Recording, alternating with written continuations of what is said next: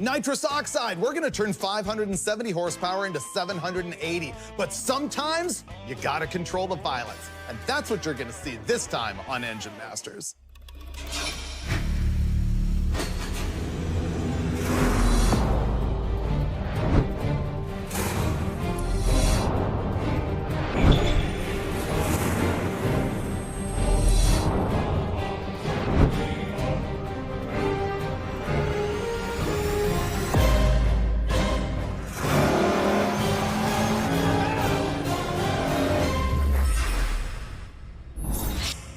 My personal long-held belief is that nearly any V8 can and should accept a 200 horsepower shot of nitrous oxide. And on this episode, we're gonna talk through how to make that safe.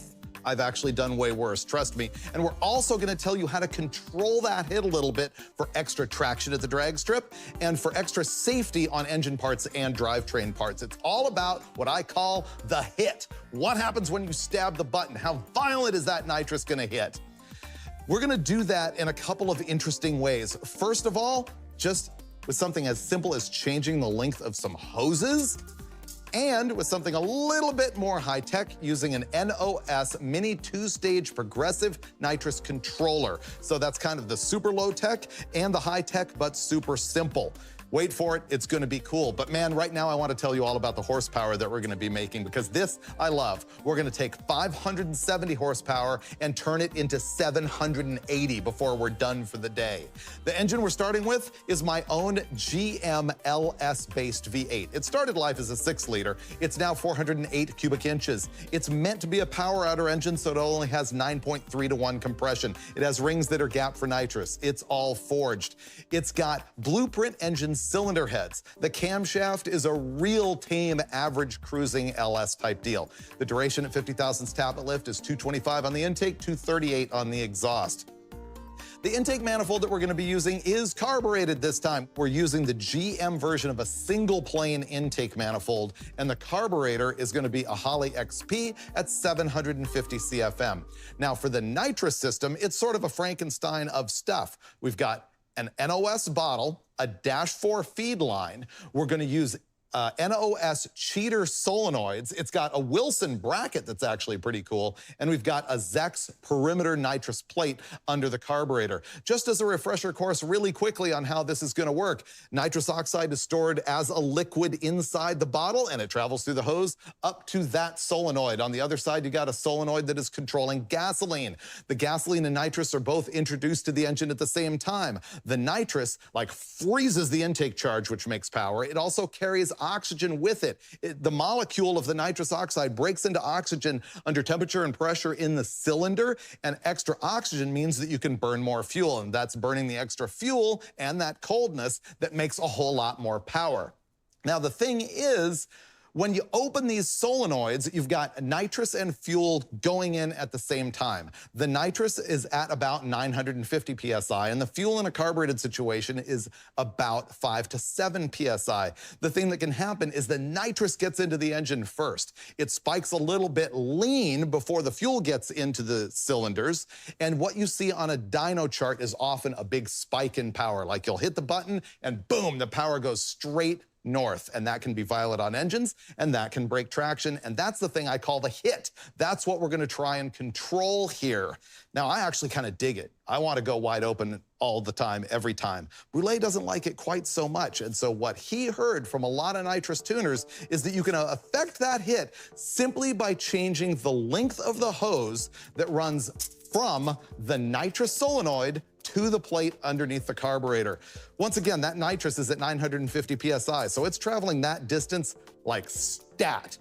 If you put a longer hose on it, does it slow that down so that the fuel has a greater opportunity to get in the manifold along with the nitrous oxide so you don't see that big hit? Well, we've heard that a lot, and we're gonna test it. We're gonna use an 8-inch hose, a 36er, and believe it or not, we also have a 5-foot-long nitrous discharge hose. Nobody actually does that, so if it doesn't make a difference, nothing will.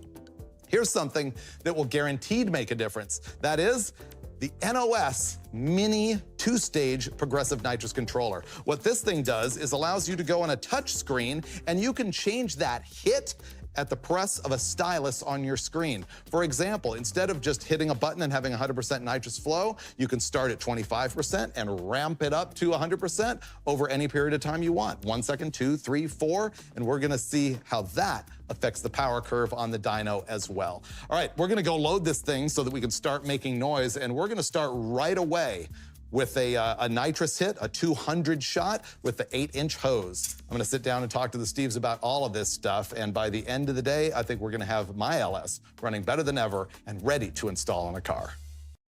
We're gonna be running a lot of nitrous oxide through this thing today, so I think one of our first topics should be safety. What do you have for a tune-up? Actually, I do have a pretty conservative tune-up, and it's basically, it's considered a 175 shot, but it actually makes closer to 200 is my guess. Okay. From just past experience, it's basically a gasoline jet in the 60s and a nitrous jet in the early 70s. And I've actually got 13 degrees out of it currently. He doesn't want to say, run 26 degrees of timing.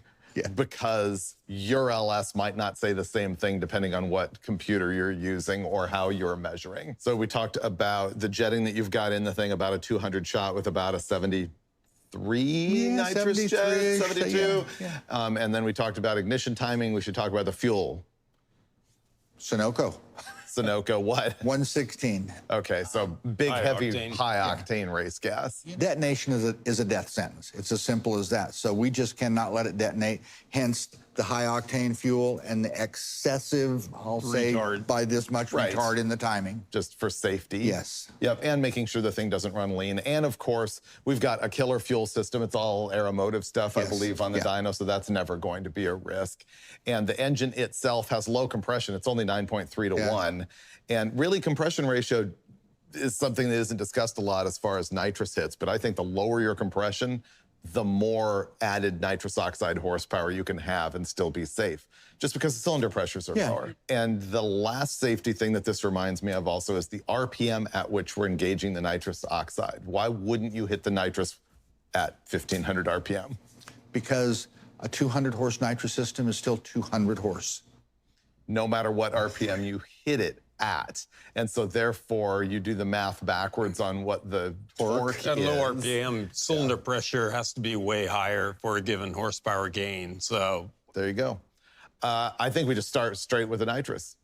I say yes. All right, first test, what are we doing? And what I really want to know is what you're gonna use for a hit RPM. Well, you're not letting me push the button as normal. You want it to be a little more accurate than that. But we're actually using the NOS nitrous controller as a window switch at this point. It still has 100% activation as far as the solenoid is concerned. Right. But we're activating it at 4,800 RPM. I figure it'll take to about 5,500 to ramp fully in. And I'd like to carry the nitrous for about 1,000 RPM. So it will end at 6,500. And the shortest and first hose we're going to start with is an 8-inch long hose from the nitrous solenoid to the plate. Which is like factory. It's like what a kit comes with. Yes. It's the shortest one. Okay. All right, 4,800 RPM, which even though the controller's at 100%, you think's not going to fully have all the air out of the lines and everything and not have the fuel hit the cylinder. No, we've seen this before. It's not a vertical line. It still has to ramp in some. And as it accelerates the dyno, it's almost like a torque converter, you know, drives through it a little bit. And so I'm seeing about a 500 RPM move typically. All right, well, we'll watch all of that. Okay. Cool, fire it up. Brule is ready. He's got his finger on the button. His button is triggering the window switch in the NOS controller. And pretty soon you're gonna see our LS run on its first shot with the original hose, 8 inches. 8 inch.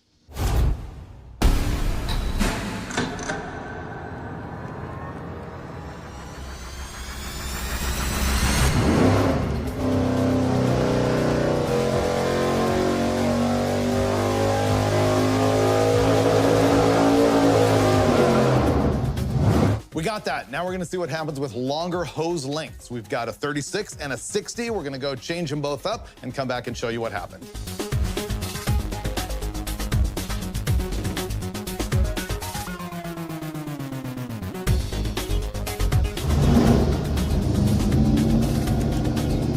The only change we've made now is the length of the hose. We've got a fresh bottle, same amount of nitrous in it, exact same temperature. We're gonna see what happens.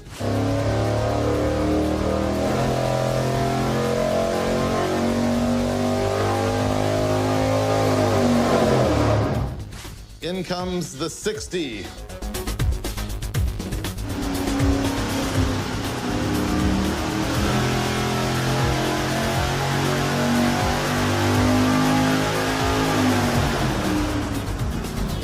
Here's our hit with an 8-inch hose. I'll give you the peak numbers, but the peak numbers are not the story in this episode at all. When we had the 8-inch hose between the solenoid and the plate, we saw 729 pound-feet of torque and 766.4 horsepower. Now look what happens when we go with the 36-inch hose. And remember, the theory we were looking at here is that the longer the hose, the softer the hit on the nitrous. This tells you that that's not true. The black lines here are with the 8-inch hose, and the red lines are with the 36-inch hose. And you can see that when the nitrous is activated here, it tracks exactly the same. And then in fact, the longer hose ends up hitting a little bit harder. Yeah. And sooner. Sooner. Yeah, you're right. Sooner and harder later on. And actually, there's a little bit of a horsepower difference at the top too, which we'll explain. Now let's look at the 60-inch hose, 5 feet long.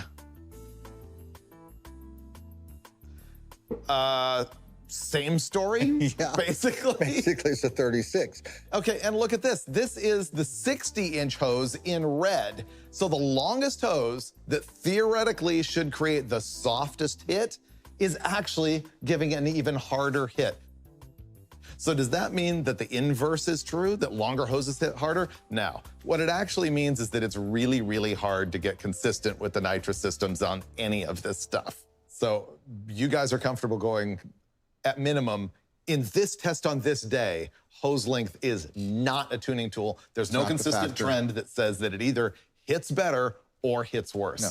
Does not matter, which makes sense to us because remember we were talking about once the solenoid opens. It doesn't exist anymore as far as the track's concerned, from the bottle to the engine. Right. So when you're adding a few feet of hose here compared to 20 feet from the bottle to the solenoid, what percentage change? And then how fast does liquid nitrous go down that little tiny hose? It doesn't care. I think a whole lot of it has to do is if the nitrous bottle had 5 pounds in it, this might make a big difference.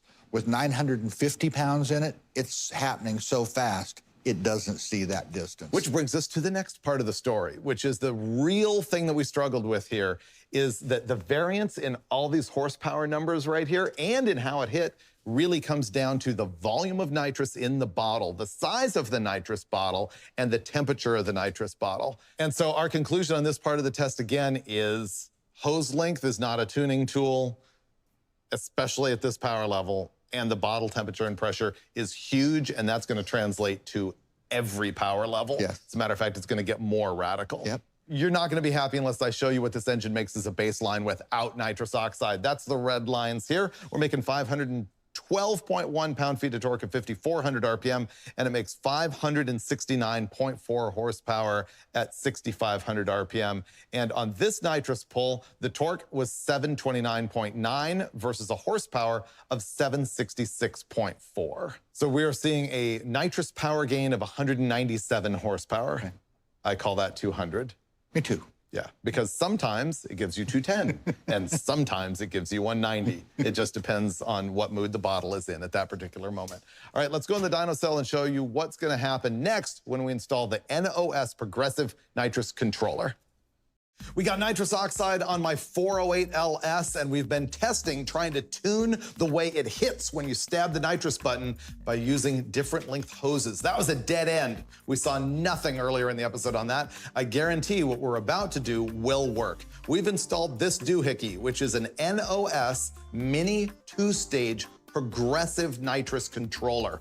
What this does is it's gonna allow us not just to hit a nitrous button and have all the nitrous flowing at the same time, it's gonna allow us to decide how much nitrous we wanna start flowing right when we hit the button, and we get to pick a time frame at which it'll flow 100% nitrous. So we can go from 25% to 100% over 1 second, 2 seconds, 3 seconds, whatever we want. Let me show you how we're gonna set this up on our little handheld device here. So I'm gonna start at 25% nitrous flow. If it's a 200 horsepower kit, this means I'm gonna start as a 50 horsepower kit, and it's gonna ramp up to 100% or 200 horsepower over 4 seconds. And now, because I'm now flowing much less nitrous at the hit, only 25% of it, I can start it at a lower RPM. Before, we were activating it at 4,800 RPM because we didn't want to hit 200 horsepower lower than that.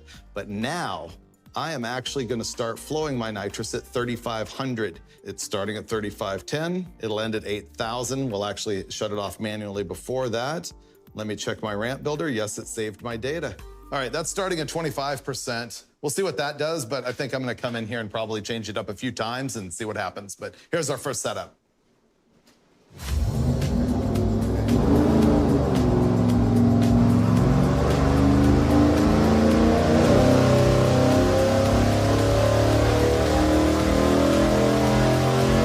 We saw what happens at 25% at the start. I'm gonna change to 5% and see if that softens it up at all.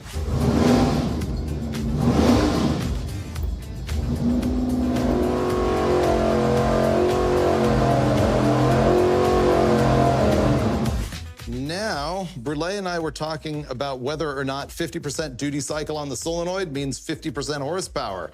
So what I'm gonna do here is make it so that it starts at 50% and ends at 50%, and we'll see what kind of power we make.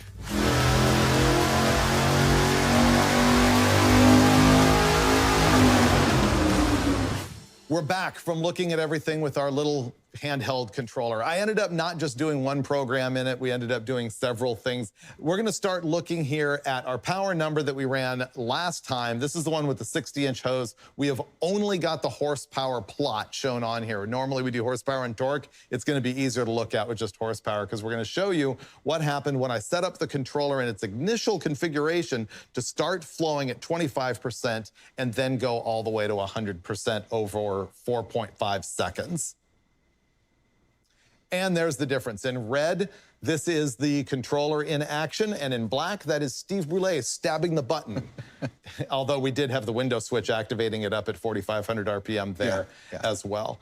So what we can see here is not 100% what I was hoping for. I thought that it would end up sloping a little bit more gradually, when in fact, setting it at 25% makes it hit pretty hard down here. The slope of this curve with the controller and this curve without the controller is a little shallower, but not as much as I thought. You know, I think the advantage to the controller is if you don't like that curve, you can go put a smaller percentage in and you can soften it up and slow it down. Yeah. You can. One of the things you can do actually is I showed you the screen on camera that shows just go from 25% to 100%. Well, once you do that, the handheld will also make a graph with plot points on it. And let's say you're working at the dyno and you see this and you're like, ooh, this is a little meaty in here. I don't want that much torque gain at that low of an RPM. You can grab the points almost like a timing curve graph and pull it down and shape it to what you want. Now, the other elephant in the room here is that with the controller, we made 783.7 horsepower, which is super cool. That's a big gain over our baseline. But the reason for it is, once again, remember when we were talking about hoses, our big wild card was volume and temperature of the bottle. That was a brand new, fresh bottle, very first hit. Every time we hit a first hit, we would see 780 horsepower.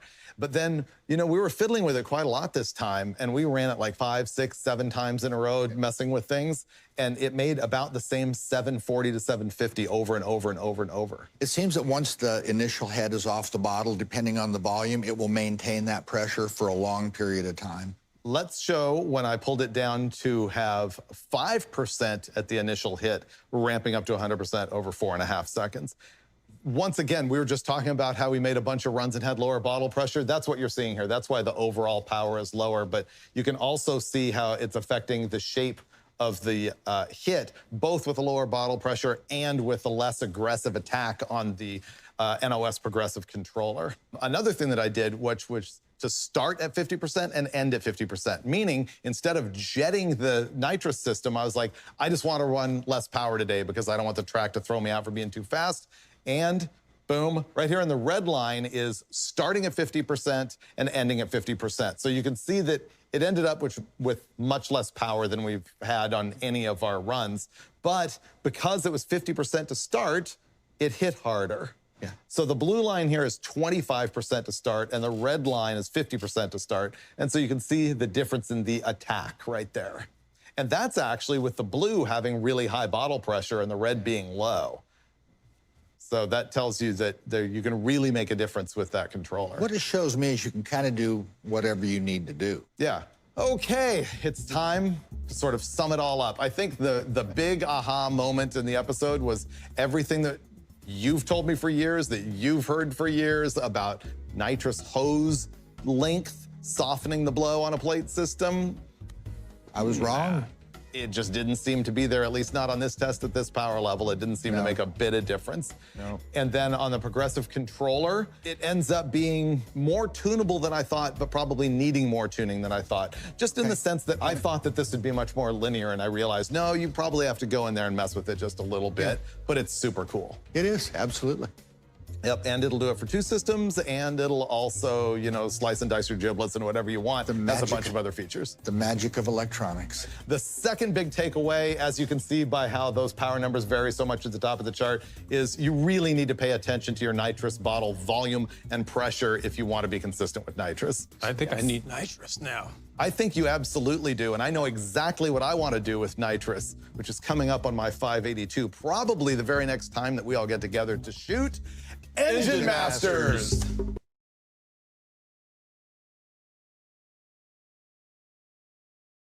About a year ago, we turned the guts of this thing to shrapnel, but my 582 big block Chevy is back and reconfigured. I'm gonna find out for the first time how much power it makes, and we're gonna do a showdown of big Hankin race carburetors.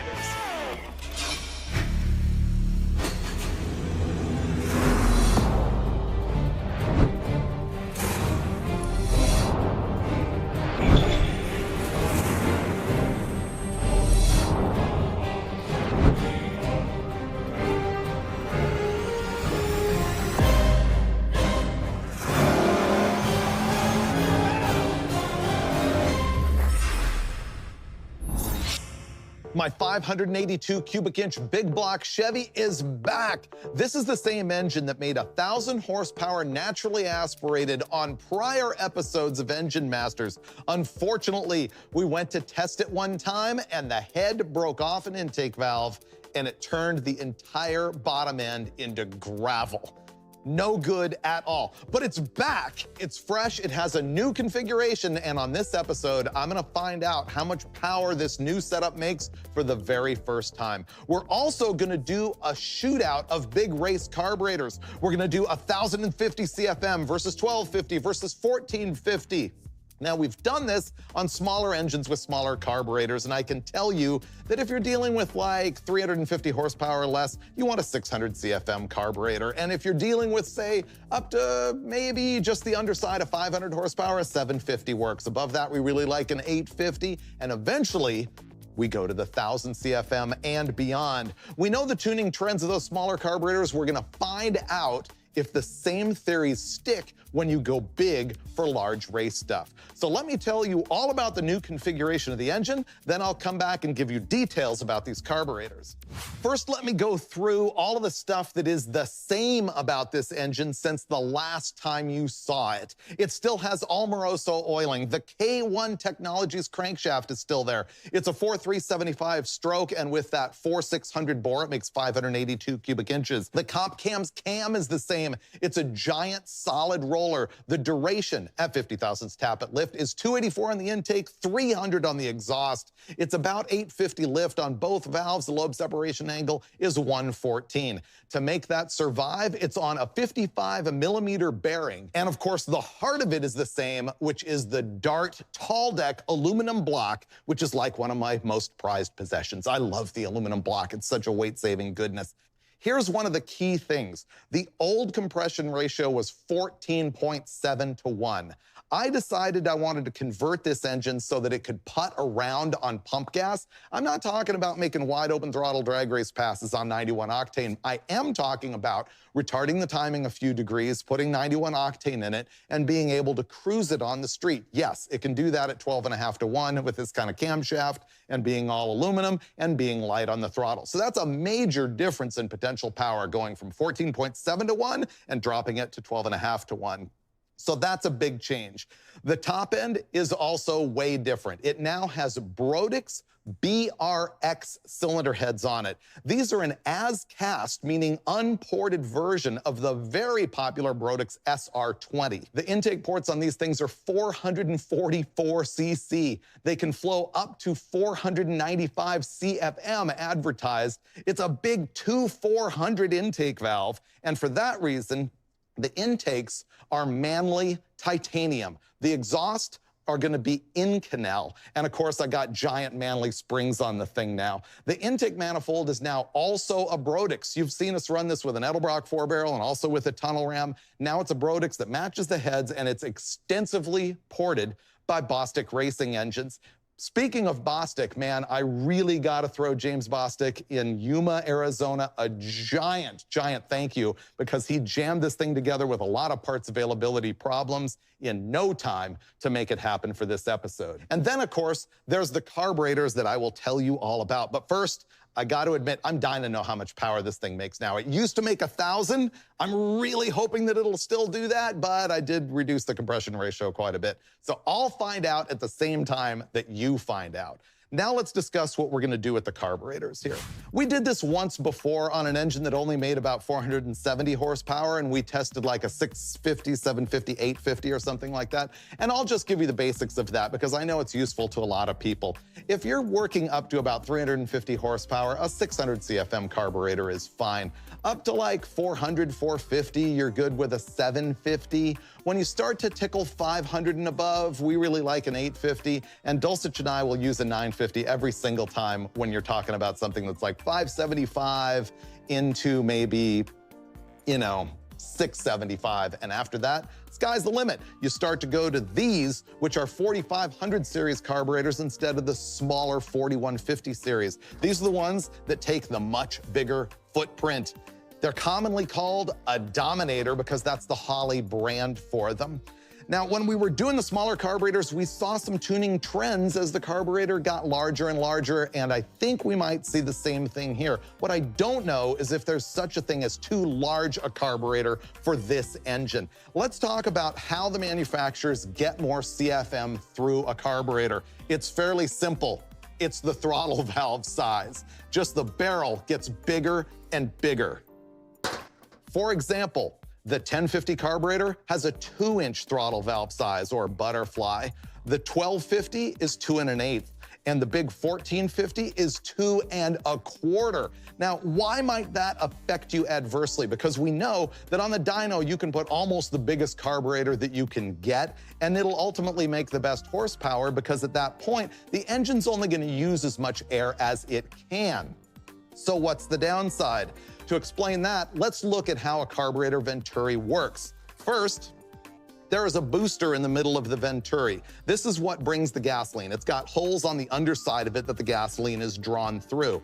The venturi is sort of an hourglass shape. Actually, in these, it's not at all. It's a taper, and then they're straight, and then the booster provides that venturi effect. The venturi effect is basically Bernoulli's principle, which is that as airflow goes across a restriction, the air speeds up. We also know that fast-flowing air is a lower pressure area than slower moving air. So what the venturi is doing is creating a high pressure area above that booster and a low pressure area below the booster, and so it's drawing that fuel out. It's basically sucking gas out of the booster.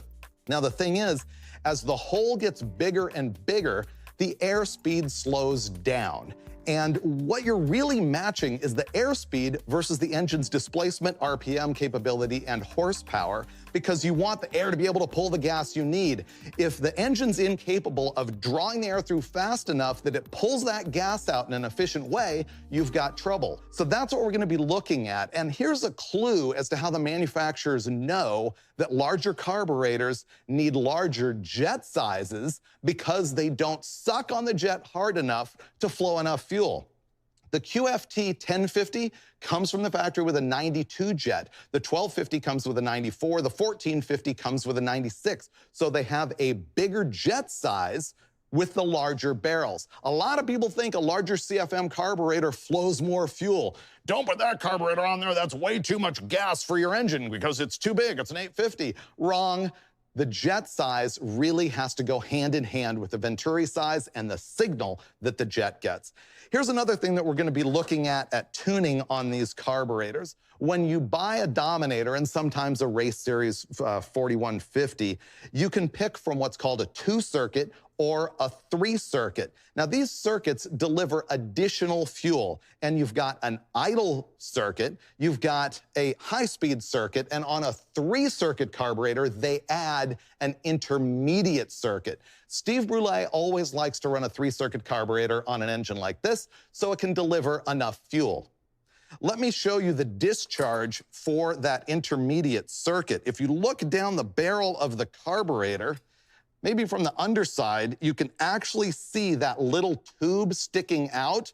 That is just delivering more fuel as you go. Thing is, all of those circuits deliver what's called an emulsion. It's a mixture of gasoline and air, and they have air bleeds at the top of the well. Here's why.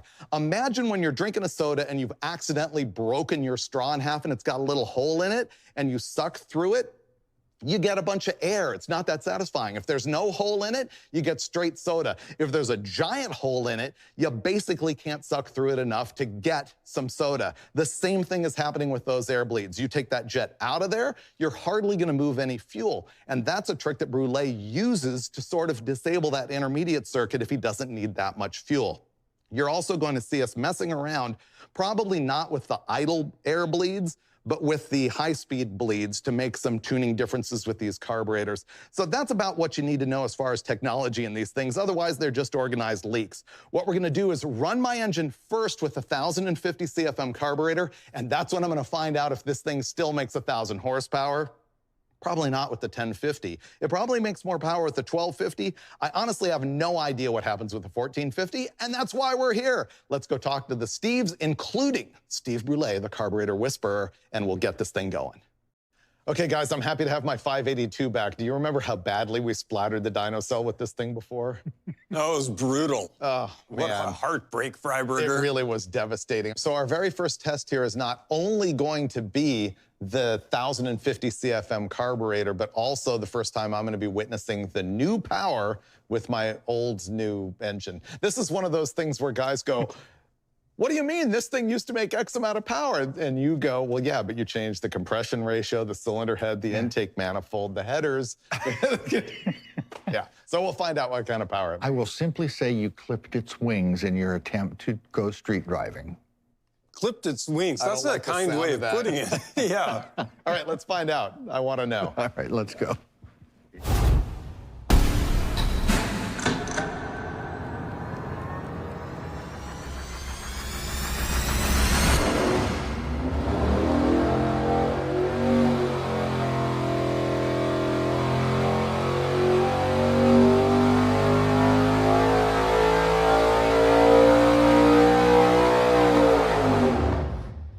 This thing used to make 1,008 to 1,015 horsepower naturally aspirated with a 4-barrel, and it's now making 953.6 horsepower at 7,100 RPM and 753.8 pound-feet of torque at 6,200.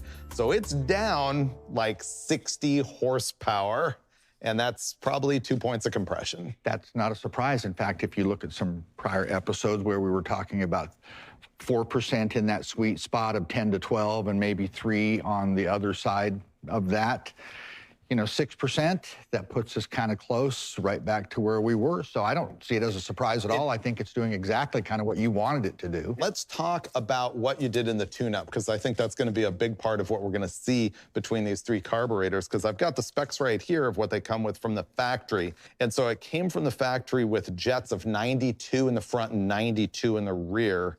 What did you do to tune this one up? Because I'll compare that later to the other carburetors. Initially, my suspicions were I was going to put it on and it was going to be rich. And I put it on and it was lean with the factory jets in it. So I just took out the baseball bat and took the big swing. I went from a 38 air bleed, I believe is what it comes with. High speed, yes. And I went to a 23. Oh, really? Because what I find is when you start trying to rejet in that 93, 95, 97 range, it doesn't do anything. Yeah. So I put a very small high-speed air bleed in it to move the jetting way down. And actually, I needed to add about a ratio and a half of air fuel. Got it back down into the low 12s, high 11s, and then... High 11 air fuel ratio. Air fuel ratio. And then I jetted it down by, I believe it was 4 sizes in the front and 3 in the rear. So you went from 92, 92 to 88 and... Yeah, 88 and 89, I believe it was. Okay. So this power curve, I've been on the rich and lean side of it, and this seems just fine. I've been on the high and low side of the timing, and this is the power it makes. So we will attempt to match at least this peak power air fuel ratio with the other carburetors. Yeah, and no two carburetors are absolutely identical. We'll see a little change here. Maybe the way it comes in is a little richer, a little leaner, but overall it's going to be very close. All right, let's step it up. We're going to go install the 1250 CFM carburetor. Bigger. Yeah.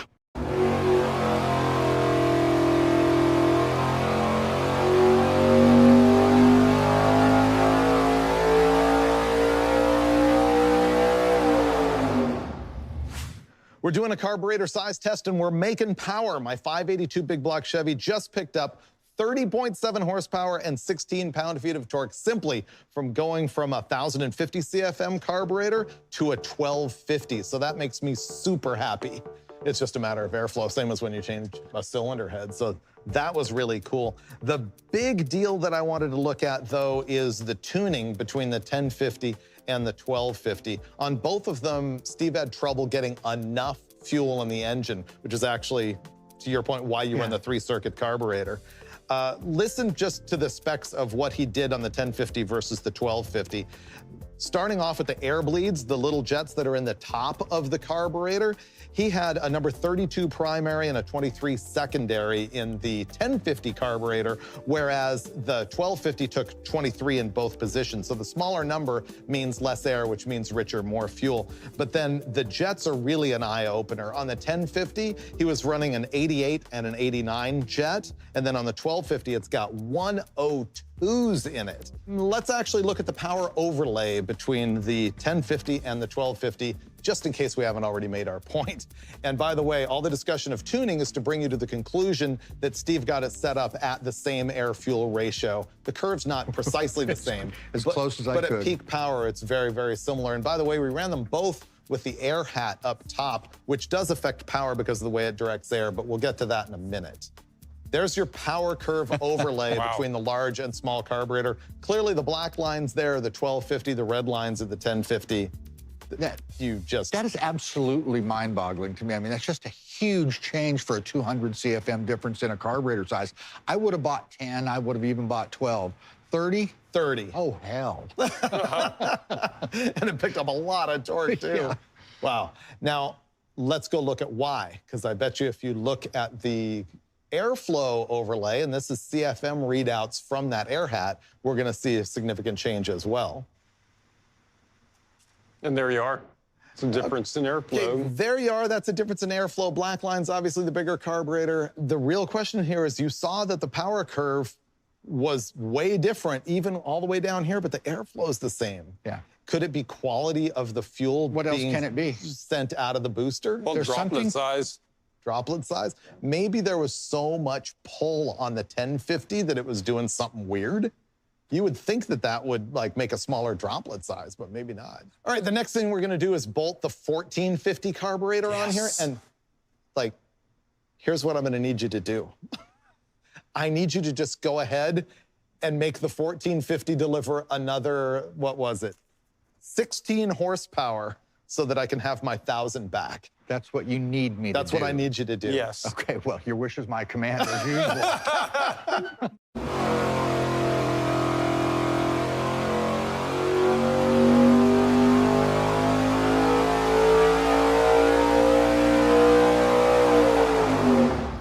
Basically, our 1,050 CFM carburetor made 953 horsepower. We put on a 1250 and saw 984.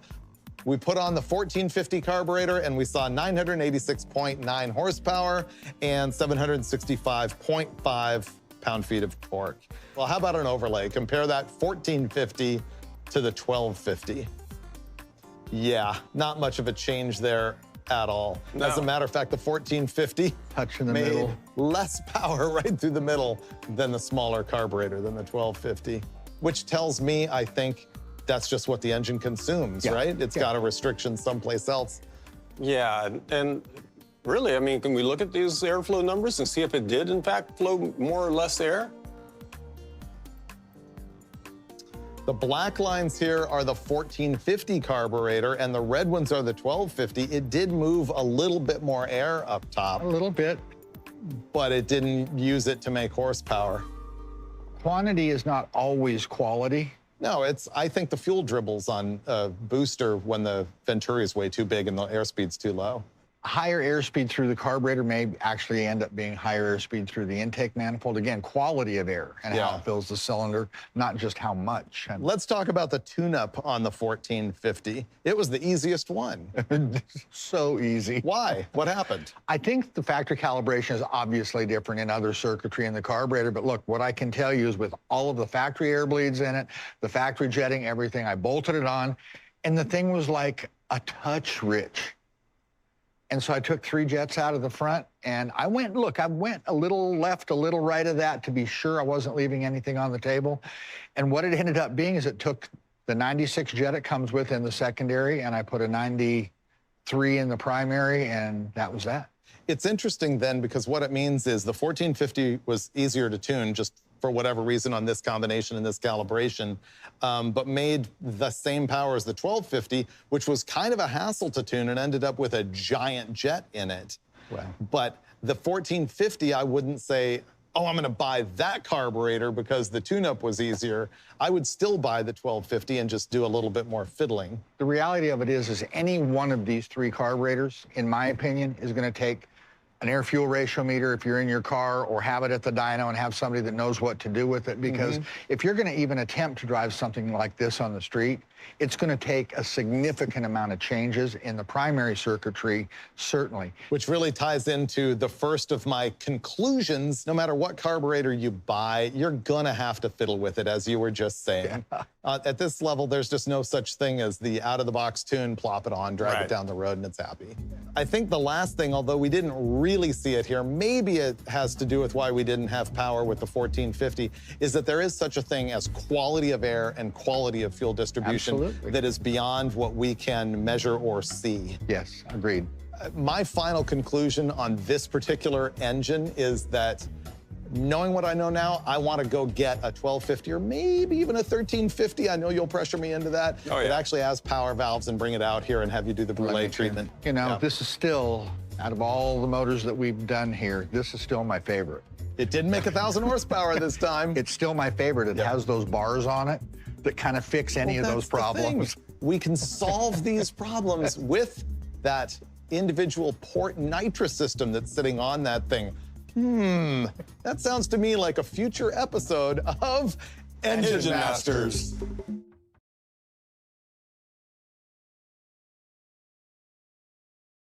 Throttle body, self-learning, super simple fuel injection. It's the hottest thing in the aftermarket, and the latest is the Holley Sniper 2. But how do you install it, and does it even work? And is it better or worse than a carburetor? You're gonna see all of that this time on Engine Masters.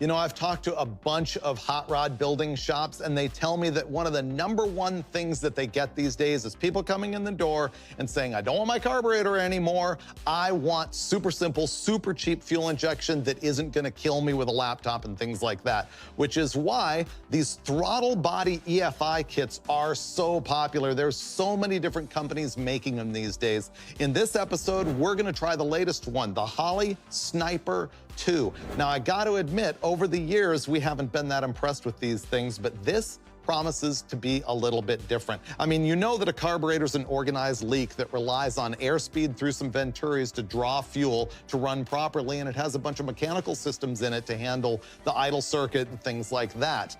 Real, quote, EFI is port EFI, where you get an injector in each runner of the intake manifold, and you've got fuel that's dedicated just to each of the individual cylinders in the engine. And we know that's highly tunable. We know that that's what people use in race applications all of the time. Then you've got the middle ground unit right here, which is throttle body EFI. Almost all of the aftermarket throttle body setups have like an annular ring in there that sprays gas down the barrel, and it's got no booster in it like a carburetor would, so they also tend to flow more air. The thing about them is that they're electronically controlled, and so they can deliver the fuel more precisely than a carburetor. But the problems that we've seen with them in the past is that they maybe don't have as good a cylinder-to-cylinder distribution. We've seen dead holes with these things, depending on the intake manifold that you run them on. And also the so-called self-learning feature of them is either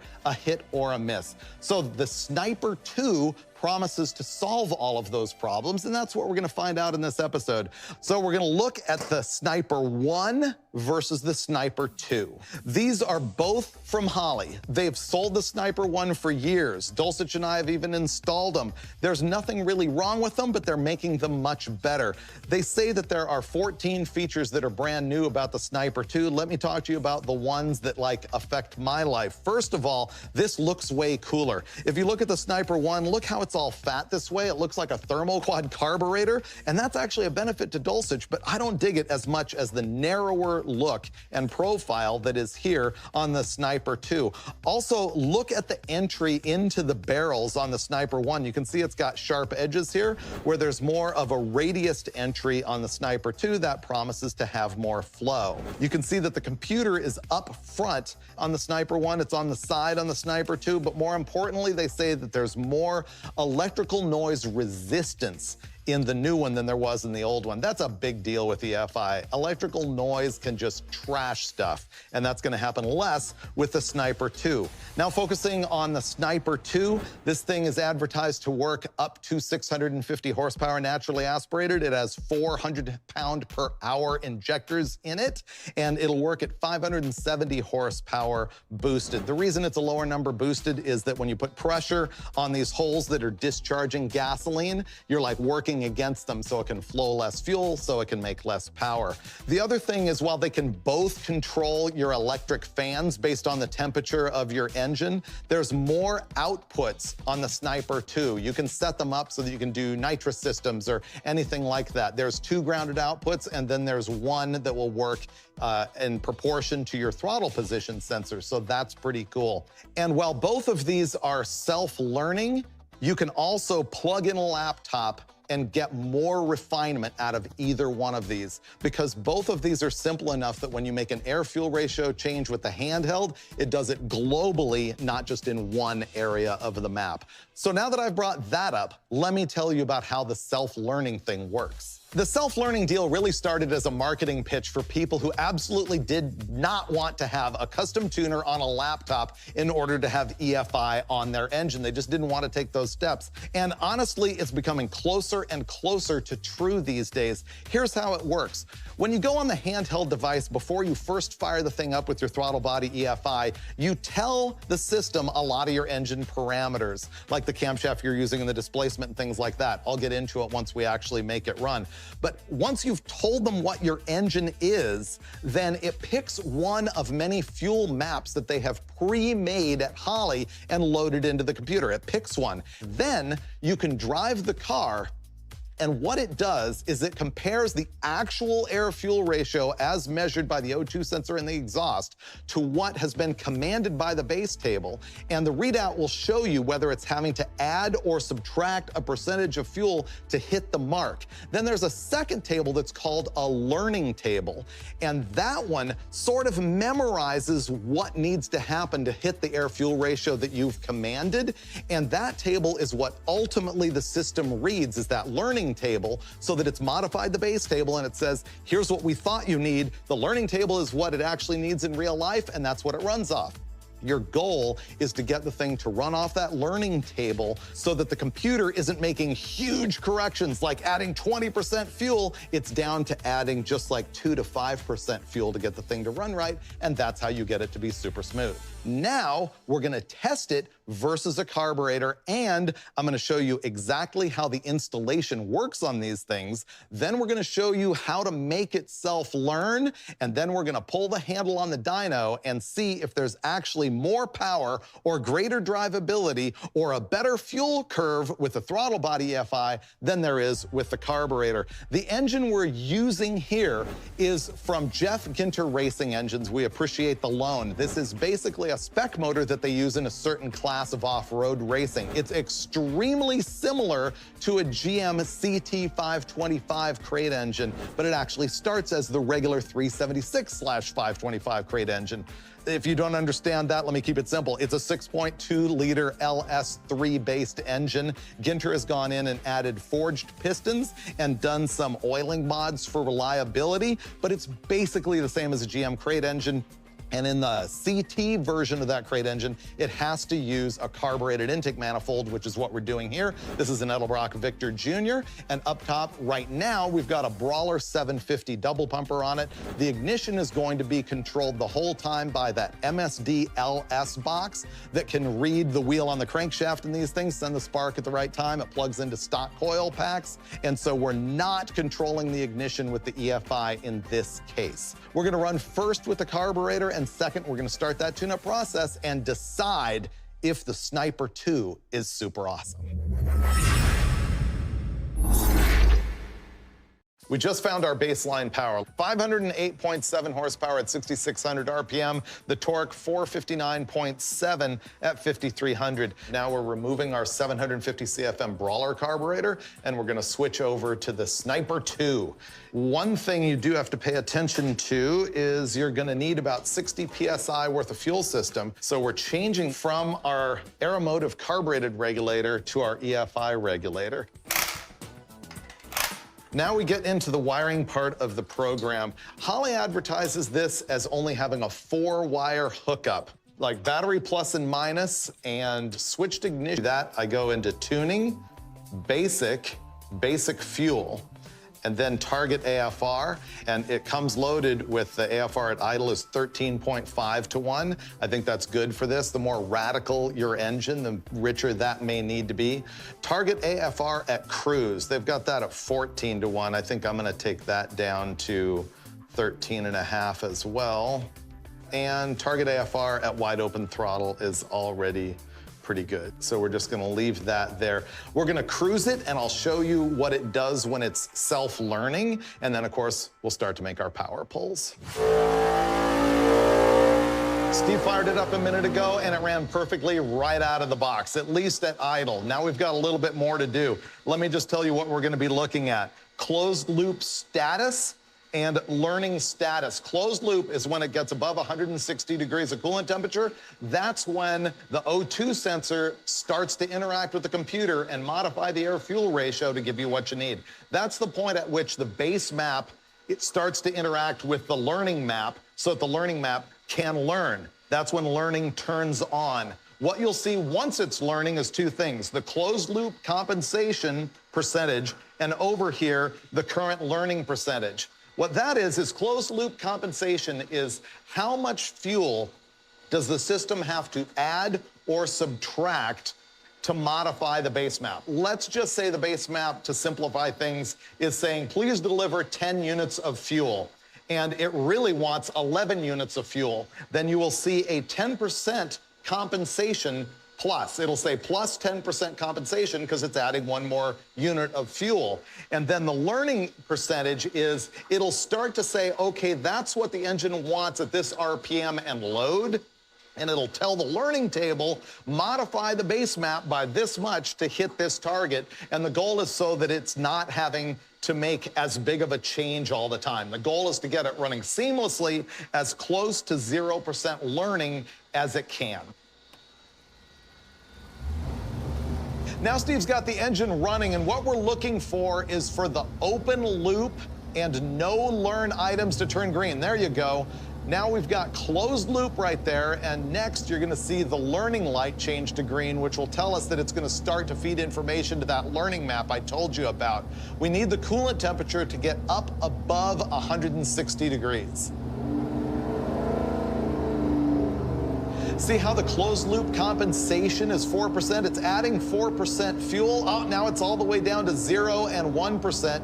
And you can see that the learning is at 0%, so it's already figured out what to do right there. The learning map has already been corrected over the base map.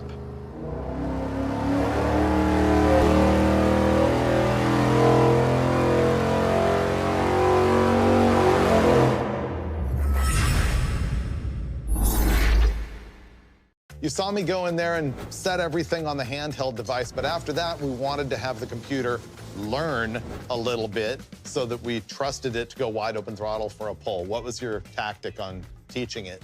Basically, I just took it at 3 different RPM points initially. I went 3,000, steady stated it for maybe 4 or 5 seconds, and it learned really quickly. Then I went to 4,000 and 5,000, not really expecting it to interpolate between those, but just giving it some points so when I did do a transient test, it wouldn't be wrong for very long if it had to learn in between. Normally, that's a process you would do in the car, not bringing it to 3,000 RPM wide open and holding it, but just driving it at a bunch of different throttle positions. And if you see a spot that's really lean, I mean, don't hurt your engine by giving it a whole lot of load of 14 or 15 to 1. But if you can drive right there, we did this on the Impala, and watch it rich enough and meet the target. It's tuned up, but is it at the point where you trust it to go for a full pull? I trust it. Then you know what to do.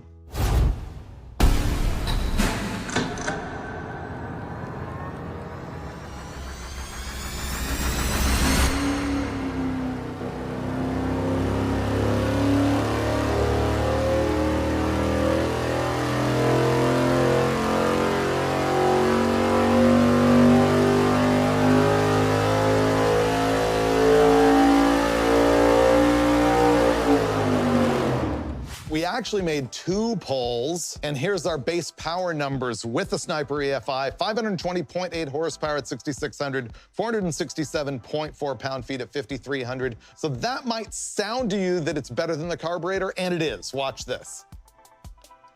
Black lines here are the Sniper, the red lines are the carburetor. It really looks sloppy there in the bottom of the curve up to peak torque. I thought you all you cared about was high RPM, where it made tons more power. I don't want to give up all that torque. The carburetor obviously was better. Yeah, look at this gap right here. Steve nailed it. This is the EFI, the black line. It's way worse than the carburetor. And so we said to ourselves, why would that happen? And so we went and looked at the 2 air-fuel ratio curves for these 2 pulls. Red line's carburetor, black line's EFI. The carburetor is going way rich and then making a big whoop-de-doo and then going down. But then the EFI starts really lean up here and then comes down, and to be honest, is fairly flat. This might look a little bit jagged, but you're dealing with 0.25 of a ratio. This is from 12.5 to 1 to 12.75 to 1. So that's actually pretty good. So we said to ourselves, why is it so lean down there? I mean, that could be the difference in power. That could be the difference in power. Let's look at first the air-fuel overlay after we tuned it up.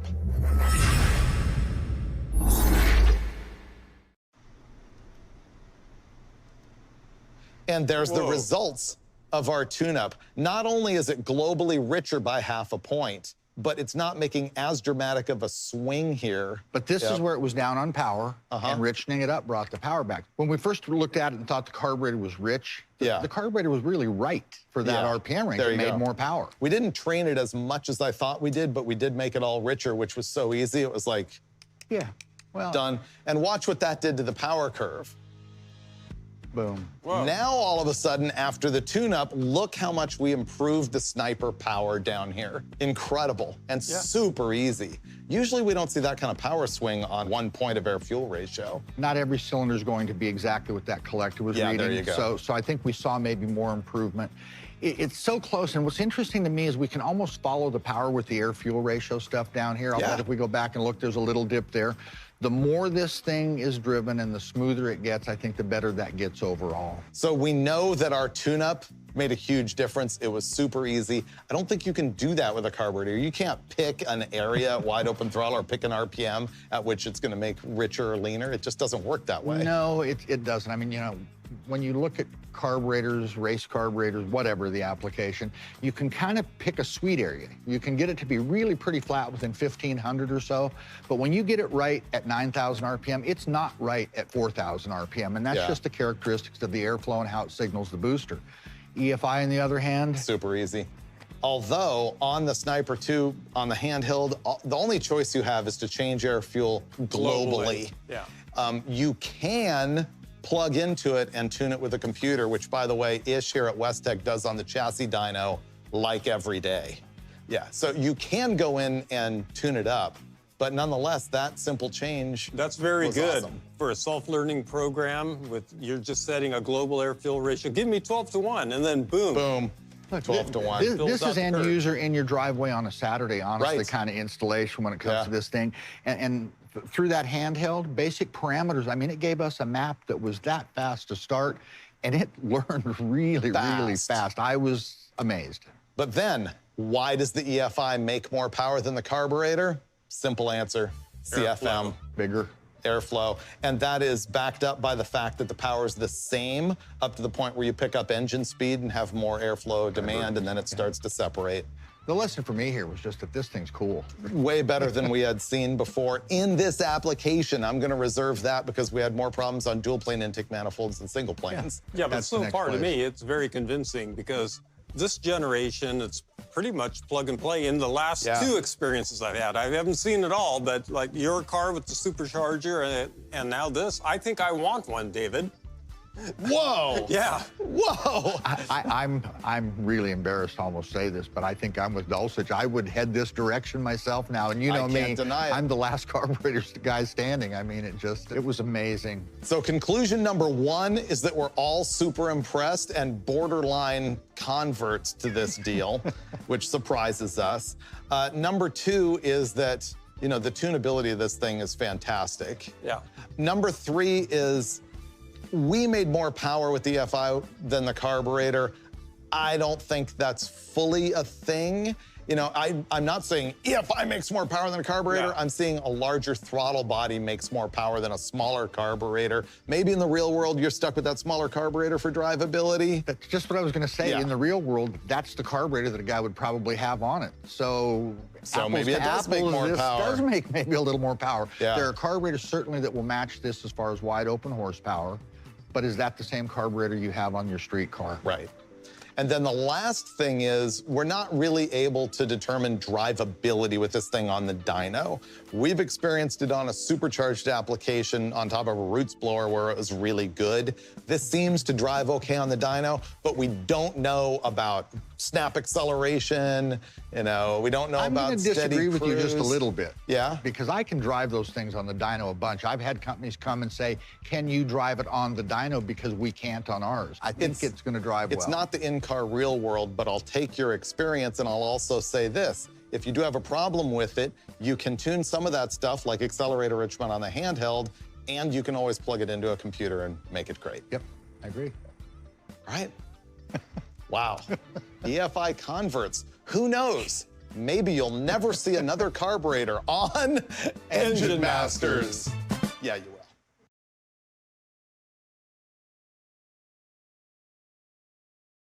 will. Nitrous oxide is the greatest. It makes power so easily, but do you want the plate system or the direct port system?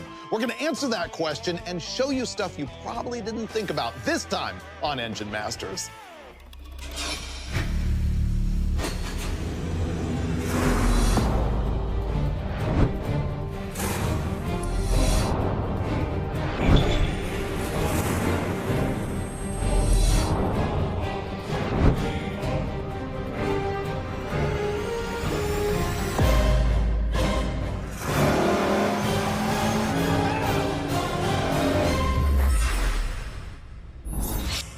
Man, I love nitrous oxide. It's so simple. All you do is take this liquid out of a bottle and you inject it into the engine. It turns into a gas. You add some fuel to it. It like chills the inlet system hardcore. When it gets into the cylinder, all of that compression and heat makes the nitrous break up into oxygen molecules that let you burn more gasoline, that let you make more horsepower. And you know what? I've done it all of my life with what they call a plate system that goes underneath the carburetor and just simply shoots the nitrous and fuel down in there. I've only ever done like maybe a 250 to 300 shot personally, which is why I've gotten away with plate systems. However, there are people who run up to 400 or 500 horsepower with a plate. That's hardcore. What's really hardcore is direct port nitrous oxide. What this does is sprays the nitrous and additional fuel right there in the port. Think of it like the difference between throttle body fuel injection, where the gasoline sprays up here, the same way a plate sprays a nitrous and fuel up here, versus direct port EFI, where the injector is down by the cylinder. That's the difference that we're looking at here, and Steve Brule has told me that even at the 300 horsepower level, there's big benefits to running direct port. And that's what we're gonna be investigating in this episode. What I'm gonna do first is tell you about the engine we're gonna be using for testing, and then I'll get into details about the nitrous system that we're gonna be using. You may recognize this engine because it's been on several episodes of Engine Masters. It's the one that I first put together to make 1,000 horsepower naturally aspirated. But there's some stuff that's different about it from before, so let's talk about that. It's a 582 cubic inch big block Chevy. It uses a Dart aluminum tall deck block. It used to be 14.7 to 1 compression. I have dropped that to 12.5 to 1 so that I can put it around on pump gas, and honestly, that's gonna make me feel safer with the nitrous too. I think nitrous is a little riskier with higher compression, even though it makes more power. It's got the same camshaft it used to. It's a big solid roller. 284 and 300 duration at 50, 850 lift, 114 lobe separation angle. The big change now is that it has Brodix BRX heads on it. These are an as-cast head. They are not ported, but they're extremely similar to the Brodix SR20, which is the hot cylinder head these days. It's a 20-degree deal, massive intake port, 444 cc's. They flow 495 CFM advertised, and so that's a trick unit. We're gonna see how those work. The intake manifold now is also a Brodix, heavily ported by James Bostic at Bostic Racing Engines. And the other thing that he did is a spectacular job bending up all of the lines and installing our direct port nitrous system. He spot-faced the pads on the intake manifold. Like, Brodix gives you a little cast-in pad to put a nitrous nozzle, and he machined them down nice and flat, tapped them in, put this in, and did just a killer job bending all these lines. The look of direct port nitrous just says serious action to me. I love it. Now, up top, the carburetor is gonna be a QFT 4500 series, and it is 1250 CFM. So that's our engine. It makes 986 horsepower at like 71 or 7200 RPM. And of course, we're gonna bump that up way over 1,000 with nitrous oxide. Let's look at how we're gonna do that. All of our nitrous kits here are coming from Nitrous ProFlow. That's a division of Wilson intake manifolds. We love the quality of their stuff, and I'll say I've never used a nitrous plate like this. The nitrous plates have spray bars in them that carry the nitrous oxide and the enrichment fuel, and usually they're a tube that's pressed into an aluminum plate, and these are billet and cut in one piece with the plate. It's actually really trick. And they use what they call fan spray technology. Usually there's just holes in a plate and they squirt out nitrous this way and fuel this way. These apparently squirt it all out like this so that it's more of a fog across the intake manifold to try and improve cylinder-to-cylinder distribution. And we're only gonna be spraying about 300 horsepower worth of nitrous oxide. So the question is, if you can do that super easily with the plate, why would you ever go to the direct port system? Well, the direct port is usually really hardcore for guys who are trying to put in like 600 or 700 horsepower, or even if they're using a plate and a direct port system together. But Brule told me once again that there's real advantages to this. The big advantage to me is that it looks so cool. I think the originator of this, or at least the popular thing, is an NOS brand fogger. The fogger's a direct port kit. A lot of people refer to these generically as a fogger, but this is a Wilson, so that's not the brand name, but it still has that look. They use what they call a V-Force nozzle. This nozzle goes into the intake runner and it's got one hole in it for gas and another one for nitrous, and it sprays it right there at the back of the valve. And the thing is, when you do that, you end up having jets in each individual cylinder. The plate system has a fuel jet here and a nitrous jet here. The jets have different orifice sizes, and that's what determines how much nitrous you put in the engine, how much fuel you put in, and the nitrous and fuel mix determines how much horsepower you're gonna make and how rich or lean the system is. So while you've only got 2 jets in the plate, you've got 16 in the direct port setup. With those 16 jets, 2 per cylinder, you get a lot more discretionary tuning over each individual hole in the engine. But does that even matter at 300 horsepower? That's what we're here to find out. So we're gonna run this thing with no nitrous at all so you see what kind of grunt that it makes. Then we're gonna go to the plate system and get that refined. And finally, we'll go to the direct port system, try and make it match the same horsepower level that we did with the plate, and start tuning individual cylinders. This is gonna rip. We're gonna make way north of 1,000 horsepower.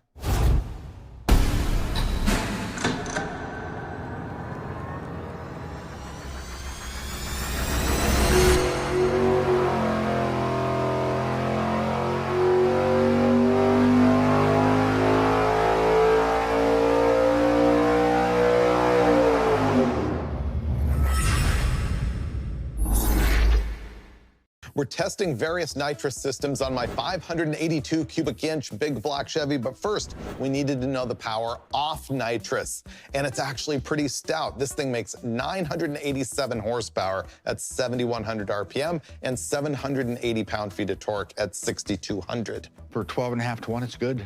Next step is going to be nitrous plate system and seeing how that works out. What's our tune-up going to be on that? What are you gonna do with timing? What are you gonna do with jet? How much power are we gonna make? You've asked me way too many questions all at once. Okay. I can tell you that my intent is probably, once again, to be a bit conservative. I'm gonna pull out ballpark numbers, 4 degrees per 100 horsepower increase, plus a couple extra. I'm gonna be conservative. We're gonna start with Wilson's recommendation for a 275 shot.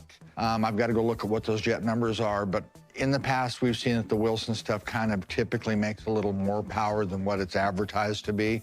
So if we're really shooting for 300, I'm going to actually target a 275 number because I think it will go over. And naturally aspirated, we're running 37 degrees of timing. Yeah, so we're going to knock it back, Pull basically 12 or 13 degrees out. Yeah, put 22 degrees in it. Yeah. And we've got it on the MSD so that when you hit the button is when it pulls the timing, right? We better verify that. Yeah, it's actually, we always do. We go through that step, and the first thing we look at is check the solenoids, then we verify the timing with no fuel or nitrous hooked up. Then we hook the fuel up, purge that solenoid, then finally the nitrous. The other thing that we're actually able to do, this is a digital 7, you can do it with the grid as well, is when I activate the nitrous solenoid, it instantly pulls the timing out. But when I release the button from testing, it actually keeps the timing out for an extra half a second. That doesn't bother me. To make sure that all the residual nitrous in the cylinders is now gone out, to make sure that there's no potential for detonation at all. That's pretty trick. Yeah. All right, so let's go take those precautions, tuning this thing up, and then we're gonna run the plate nitrous system and start to look at some of the cylinder-to-cylinder distribution on that thing. And of course, the power.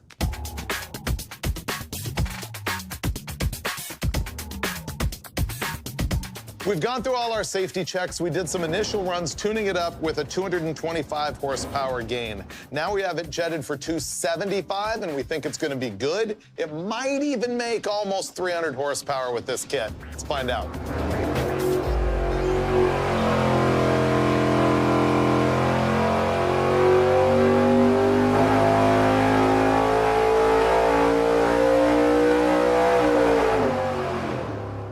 We've just gone as far as we're going to go with the plate, and we've got it jetted for what Wilson says is a 275 shot in their kit, and it actually made 290 horsepower. Here are the numbers: 1,277 horsepower at 6,600 RPM and 1,035 pound-feet of torque at 6,400. Those are going to wiggle really depending on where you press the button, but for what we're doing here, we're going to have a comparative analysis. There it is. You can guess where Steve hit the button. In my brain, I'm thinking 5,700, but, you know. I will also say that the hit is softer than what we've seen sometimes with plate kits like this. With Wilson's recommendations, we actually have about 3 more degrees out than I have seen some other systems recommend. You retarded the ignition timing 3 extra degrees. Yeah, so it actually has 15 degrees out with a 275 shot. And I think that helps that really abrupt hit, you know, where it's just a touch softer, which I think is a whole lot safer for the engine, to be perfectly honest. Bam, straight up. Yeah, because, you know, that's where it's going to detonate, is with all the timing in it, and when you first activate it, that's where the most pressure is. So I like having the Wilson type tune-up with a couple, 3 extra degrees retarded. You're also hitting the button way later than many drag racers would. He's hitting the button basically 6,000 RPMs. We're up against a spike. If you were on a 5,000 converter, you'd be way down here. I'm not trying to see what happens for 3,000 RPM. No, we want to see numbers. So. I mean, really, what we're looking for, I think, is the distribution and which one's safer. Yeah. And it's not even going to be which one makes more power, because who knows where the jets are exactly going to fall. Yeah. On that note, let's look at the cylinder distribution.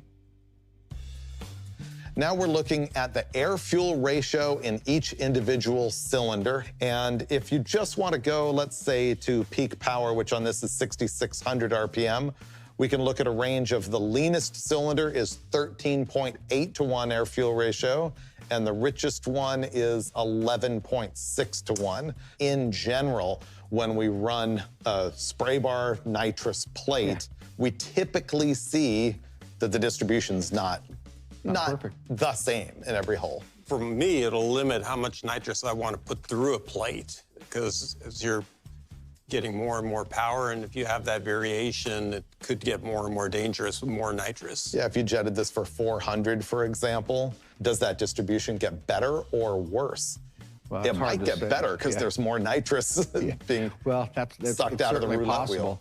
I've seen in some of the limited classes where they have to use a plate, where guys really get after it. But my personal opinion is kind of 250.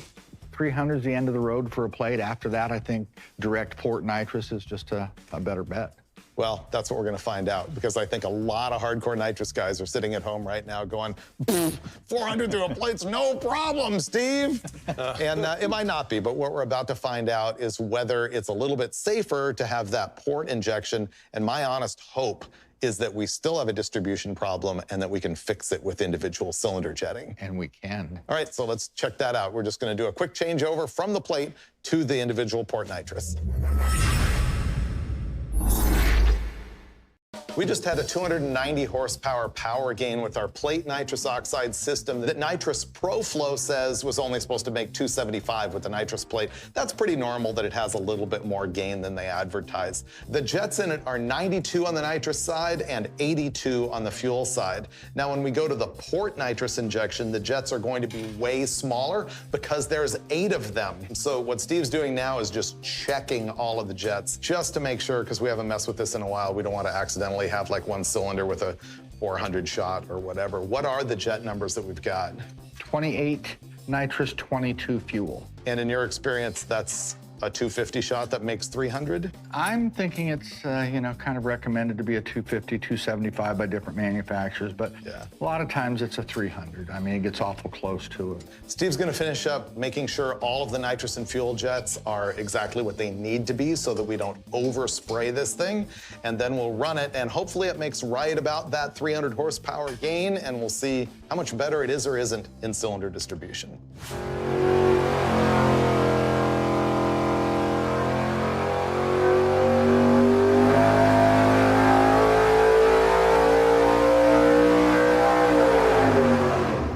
You missed it by a little bit. You said it might make 300 with the jets that they advertise as 250. It actually made 273 horsepower with the jets advertised as 250. Here's the final power numbers at this level. We made 1,260 horsepower, which is pretty cool, and 1,013 pound-feet of torque. Let me show you how close this actually is to the plate, even though it looks down a little bit. Dulcich doesn't like it. He always wants more. But let's overlay the plate on here. We have the plate system in red and the port system in black. You can see the gains that we saw are really right here at the hit. It spiked a little bit more. That's very close. As it revs up, there's almost no difference at the very, very top. Yeah, I mean, the peak went from 1277 to 1260. This isn't a surprise. No, it's no surprise at all. It's actually pretty good. So now we're gonna get into looking at the tuning, and maybe as we nitpick the tuning, we can pick that up and gain it back a little bit. We hope. Let's look at the cylinder distribution. If you remember when we were looking at the plate system, we had a couple holes that were leaner than we wanted and one that was fairly rich. It appears to be more even with the port setup, but I'm still looking at a cylinder here that gets as lean as 14.6 to 14.5 at peak torque. Yeah. And then our richest cylinder is 12.8, 12.9, 12.5. You know, those numbers may appear lean by kind of some recommended air-fuel ratio numbers, but in our past experience, at these power levels, you can run these things almost at the same air-fuel ratio as you would normally aspirated. Yeah. In fact, there's some issues that actually occur that I know that you've seen, where when they're too rich, it can damage parts as easy as too lean. So I'm actually pretty impressed with that tune-up. In my opinion, nitrous wants to burn gasoline, and I think it could make more power if we richen up some of those holes. I agree 100%. I'm on board. So we've got number 1, number 2. You're looking at which holes we want to richen up a little bit? I would do 1, 2, 3, 6. 1, 2, 3, and 6. Yeah, 1, 2, 3, and 6, just to tickle more fuel in there. And who knows, that might pick up our power because we'll have more gas to burn. We just did a tune-up to add 2 jet sizes to 4 different cylinders to add more fuel to them to even out the air-fuel ratios. We're gonna find out if that only made the tune-up safer or if it also made more power or neither.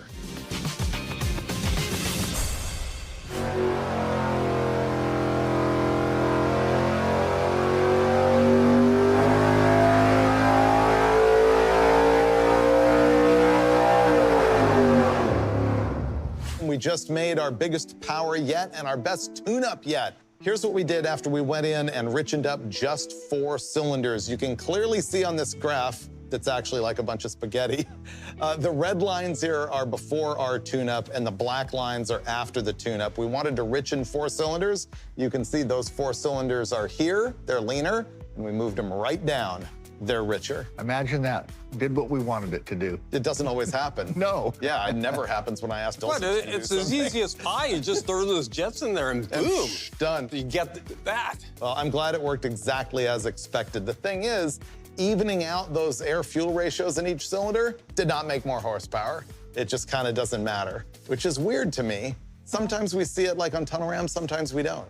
We're in that window where, 2 or 3 or 4 tenths may not matter. But it makes it safer, in my opinion. Absolutely, and that's kind of is always my target, is to make sure that the motor's safe. Yeah. Then you can start becoming aggressive with it. Now, because we've got the tune-up so good, Steve went in there and tickled 2 more degrees of ignition timing advance into the thing, which typically makes power, and it did. Let's look at those curves. The red lines here are when we had 22 degrees of total ignition timing. And then the black lines are when we edged it up to 24 total. Now, those will sound very retarded to you from a naturally aspirated number, and it's still very safe. But look at the power it made just from the extra ignition timing. How much 10 or 12 horsepower makes at this point? I don't know. That's a ton of power any way you look at it. Yeah, it's also just change the jet and you can solve that problem. The final power numbers are 1,268.4 horsepower and 1,022.8 pound-feet of torque. I guess what I learned in this episode is that even if you want to run really low power levels of nitrous, because let's be honest, 300 is just getting started for a lot of guys who are running a direct port system. Absolutely. We've shown that that tuning with the direct port is absolutely worth it and gives you a base from which to grow and have your tune-up be safe. Every time I see something get hurt with nitrous, it's because somebody comes walking in going, let's throw the 42s at it. I've had it that way in the boat. Let's hit it. And something goes wrong.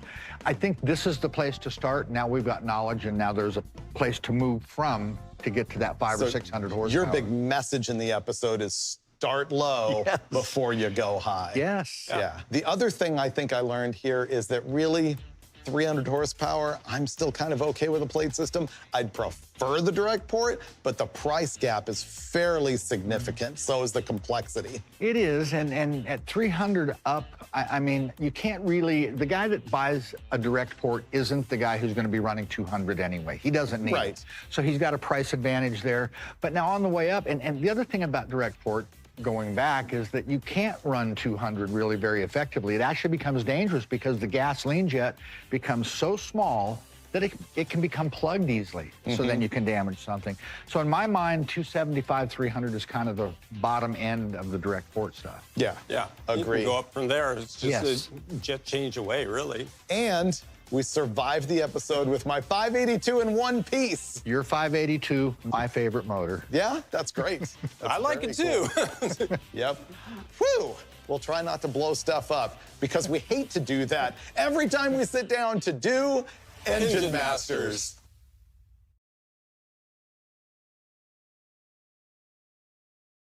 When it comes to camshaft exhaust duration, how much is too much to affect low-end torque and high-end power? We're going to dig into that this time on Engine Masters.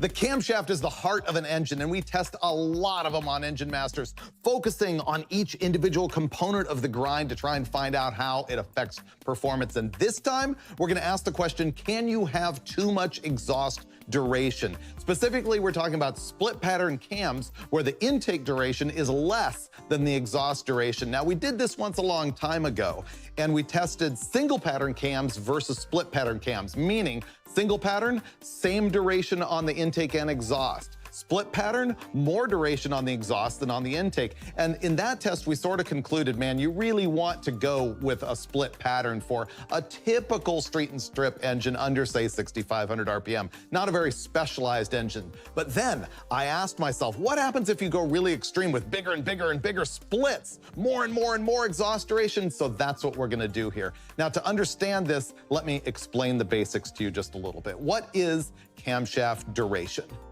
It is how long the camshaft opens the valve as expressed in degrees of crankshaft rotation. So as you're barring the engine over, it's actually how far do you turn that crankshaft while the valve is still open. So if we say 268 degrees of intake duration, well then the crankshaft rotates 268 degrees while the valve is open. So it's how long the valve is open.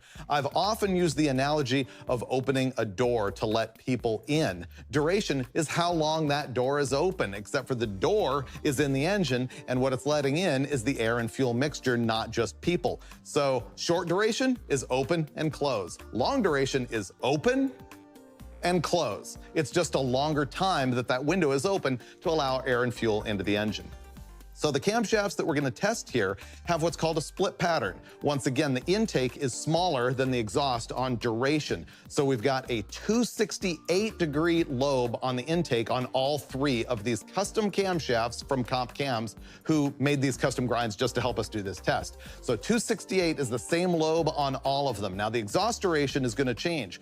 We have a 4-degree split by having a 272 duration exhaust lobe on the very first cam. The next one's a 10-degree split, 268 on the intake, 278 on the exhaust. And the last one's a 16-degree split, 268 on the intake and 284 on the exhaust. And we're gonna find out what that does to performance. But one of the things you have to know is that the lobe separation angle is the same on all of these camshafts. So as the exhaust duration gets longer, you necessarily end up changing the exhaust opening point, which is earlier, and the exhaust valve closing point, which is later. And when you do that, you also affect the overlap. So the way the cam is ground, it's impossible for us to narrow this down to just one variable. You're gonna have to deal with more overlap, but maybe more importantly, a change in that exhaust valve opening and closing point.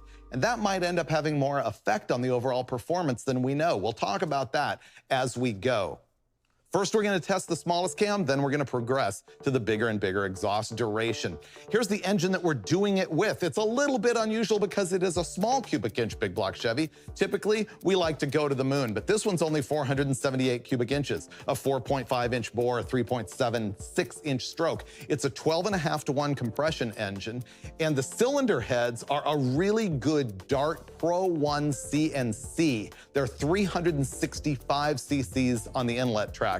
I should pause there for a moment to tell you that many engine designers will base their camshaft split duration on the flow ratio of the intake port to the exhaust port on the cylinder head. And this is gonna have a really good flow ratio. But I'll tell you from our experience that regardless of the cylinder head design, the camshaft grind tends to make performance changes that are directionally the same. If you have a different, flow ratio, you might end up seeing a different percentage of shift, but we're still gonna be able to learn something here, even with that good cylinder head. Now we've topped it off with an Edelbrock Super Victor, and of course we have a Holley Dominator up top, and the killer Moroso oiling in this thing. The engine should make about 750 horsepower. So here we go, we're gonna sit down with the Steves, see what they think of this program, and then we're gonna start making noise with our little 478 big block Chevy. All right, guys, I think I sorted this out so it's ridiculous excess. I wanted to test things to extremes to see what happened. The cams that we're gonna run, intake and exhaust duration 268, 272, 268, 278, and 268, 284. Wow, well, That's a big split. That's what you want. You think so? Oh, yeah, you really want to be able to see the difference. So what the trend is, you want to take big bites. Now, this is bigger than anything I've seen. Have you ever seen 268, 284? Not 268, 284, but I've certainly seen 282, 284, 300, 302 on the bigger inch motors, where there's certainly that spread, typically in nitrous applications. I think the interesting thing here is not applying it to an application like nitrous, but just seeing what trend it has to the engine. I mean, does it increase engine speed? Does it help carry further? Does it lose something somewhere? I mean, this is exciting. And on top of that, I have never seen this engine with our baseline 268, 272 cam, or with this particular version of this intake manifold. So I'm curious what power it makes with this new and smaller camshaft. Less than it made with the bigger and taller camshaft. No way! Because if that's one thing we've learned on Engine Masters, it's that big cams make power. No kidding. Yeah, no kidding. Wow. Duh. So we did make it a little bit smaller, but it's still gonna show us the trend of what we're trying to see with exhaust split. I'm ready for the baseline. Me too. Me too.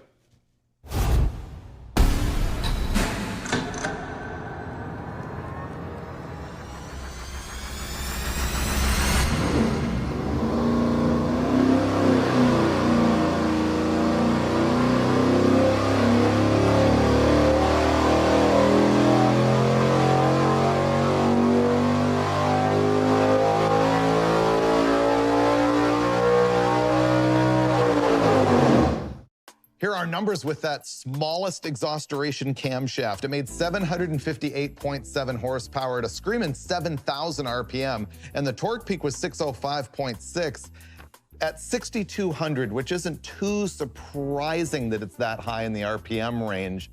It's only 800 RPM difference between peak torque and peak horsepower, which is not as broad as we would like stuff, but small engine, big cylinder head, big camshaft, it's a little peaky. Well, and part of it too is I think that the intake manifold limits it some when it gets to really higher engine speeds. So it carries it well up to peak torque, but then it doesn't have enough airflow or intake manifold to carry it up higher up here. Yeah. Well, maybe the camshaft. Camshaft will change that. Maybe. Yeah, that's, I guess, what we're here to see. But then can we still attribute it to the intake manifold if the camshaft?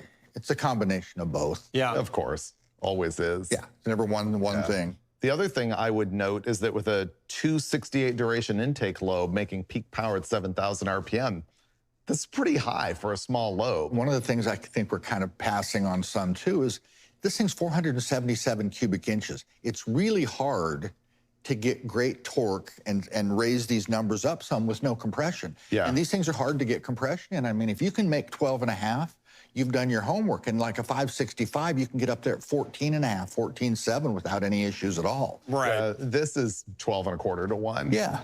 Let's talk about it longer before we go change the cam, because I don't feel like changing a cam right now. So let's have a longer discussion. Okay, well, let's get to the philosophical points here, right? I think Let's you're go right. change the cam. That might Bottom change line it. is you won't have to change the cam. You'll just have to change the rocker arms on one side. Oh, great. That's true. All right, let's All go right. do that. All right, next cam coming in.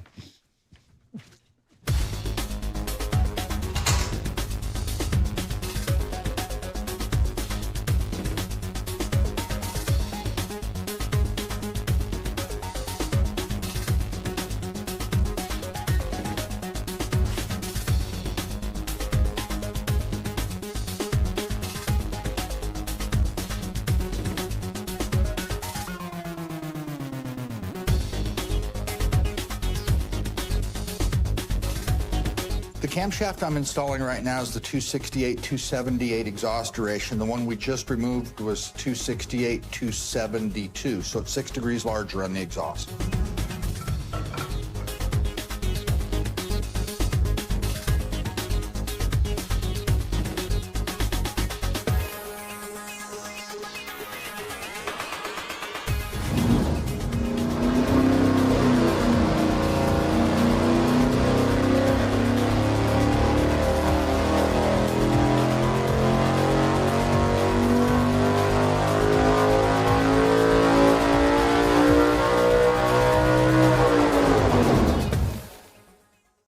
We just tested our 268, 278 cam, 10 degrees of split between intake and exhaust. And when we were watching the numbers stream by as Brule was doing the test, Dulcich and I were busting up going, this didn't make a bit of difference, but it seems to have made maybe a tiny, tiny bit of difference. Here are the peak numbers: 761.5 horsepower at 7,000 RPM and 603.9 pound-feet of torque at 6,200. But as always, the story is not in the peaks, it's in the shape of the curves as we overlay them. Black lines are the test with the greater split in exhaust duration. Red lines are with the 268, 272 camshaft. Oh yeah, Mid-range torque was better before. And low-end and torque horsepower. It tilted the curve, but it tilted it way up here. at peak torque. Right, so that the one with the less of a duration split made a little bit more torque down here. Yeah. And the one with more split, as we've seen before, carried more RPM and created the tiny, tiny bit more horsepower, which actually gains well after the peak. Yeah, it hangs on longer. Yeah. And, you know, having never done this test, it's what I've been told 100 times is what would happen. And it's subtle. I mean, it's 6 Yep. degrees only in one lobe, everything else being exactly the same. So I think the trend is there. It's subtle. I thought because the overlap increased when we increased the duration of the exhaust lobe that we might see the mid-range come up, I think it's when the exhaust valve opens right? Which is opening sooner. sooner, I think is where the torque goes. Yeah. That goes out the window because of that. So it's that trade-off thing. There's no one thing. You would like to say that more overlap makes more mid-range torque, but you're also opening the exhaust valve Yeah, it's earlier. valve timing. Yeah. You know, the perfect engine doesn't use any fuel, doesn't take any timing, and makes unlimited horsepower. But in the real world, everything is a trade-off. When you gain one thing, you lose another. You gain top end, you lose bottom end. You make more power at high speed, you might lose some torque. It's just nothing's free. The thing about opening the exhaust earlier, which is what happens when you make a higher duration lobe on the exhaust side, is if you leave the lobe separation angle the same, you are necessarily opening the exhaust valve earlier and closing it later. But opening it earlier means that when you're in the power stroke, you open the valve and you're releasing cylinder pressure sooner. The blowdown would be harder, so it might tend to evacuate better. It depends on the header, and there's a lot of variables involved in how it's going to react, I think. But at that point in the power stroke, is there really that much pressure to even make a difference Not there? only the pressure, but the pressure is decaying all the way as the piston's going down. Of course, this is more, the volume's increasing the whole way, but the other part of it is the crank angle's not as advantageous either. So at that point, the leverage on the crankshaft is going down quite a bit too. So maybe it's not the early exhaust valve opening that creates this problem. What else would it be? Well, and then later on, it doesn't matter because there's less time for it to matter. Yeah, I mean, there's still something there, though, so who's to say exactly? I mean, it's an unfavorable crank angle, lower pressure than it is, you know, earlier in the event, but, you know, there's still some pressure and there is still some crank angle, so maybe that's what you see. This much. Yes. That would be my guess. Could it have anything to do with the reflected wave on the intake valve when the exhaust valve opens? It can. It can definitely affect how it's drawing the inlet in. Yeah, for sure. All of that stuff. And without like dyno testing to refine the intake and the exhaust and everything for every single camshaft, you don't know. Again, I think this shows trends, tendencies, kind of what it does and why. And the question now is when we add 16 more degrees of exhaust duration, does this tendency continue to work in that same tilt, or do we go completely off the plot and mess something up so the engine runs really horribly? I know how we find out. We go change the cam. Yes, you do. All right, one more cam swap coming up.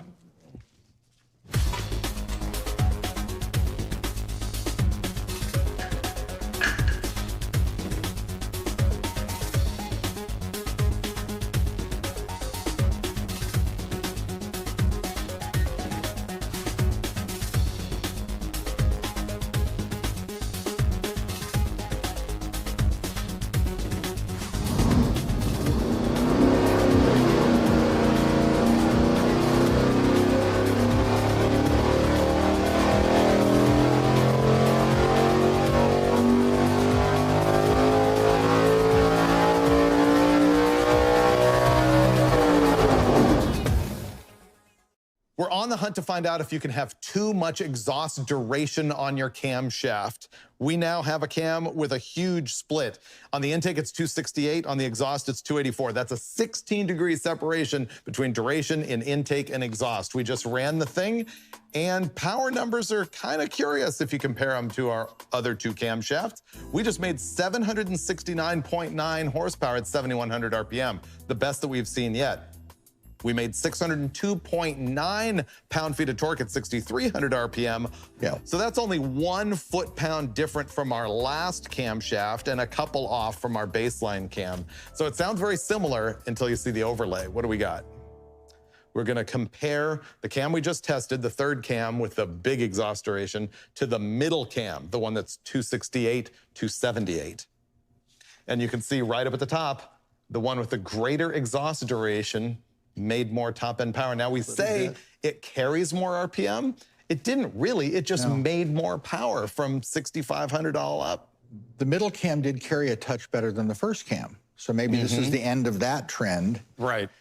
You know, we're gonna get to a point again where we're splitting hairs. You know, it's just, it's gonna be small gains. Yeah, it's interesting how it's a minute difference here and here, although that's a little bit more significant, and down here, and then the same right here. Just who knows what's going on with all those resonant waves doing everything. Exactly, that's where I was headed with it, is the resonant wave stuff. Yeah. Huh. Let's clear off the middle one, and I just want to see the base cam, the one that we would normally run, a 268, 272.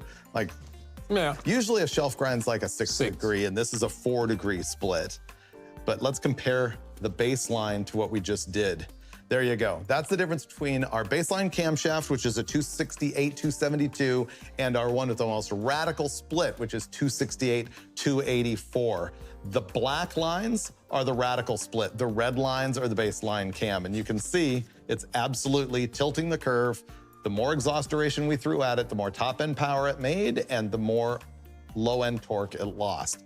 And really, the pivot is high in the RPM range. It is pretty high. It is, but think about most drag cars, super gas, super comp, 6,000 RPM converter. Right, you don't boat, care. 6,000 and up. You almost don't care about that down there. So this is kind of, in certain applications, an okay trade-off. And I also wonder if it is even more exaggerated if it had a tunnel ram, better breathing, and even higher engine speed and more cam. Probably.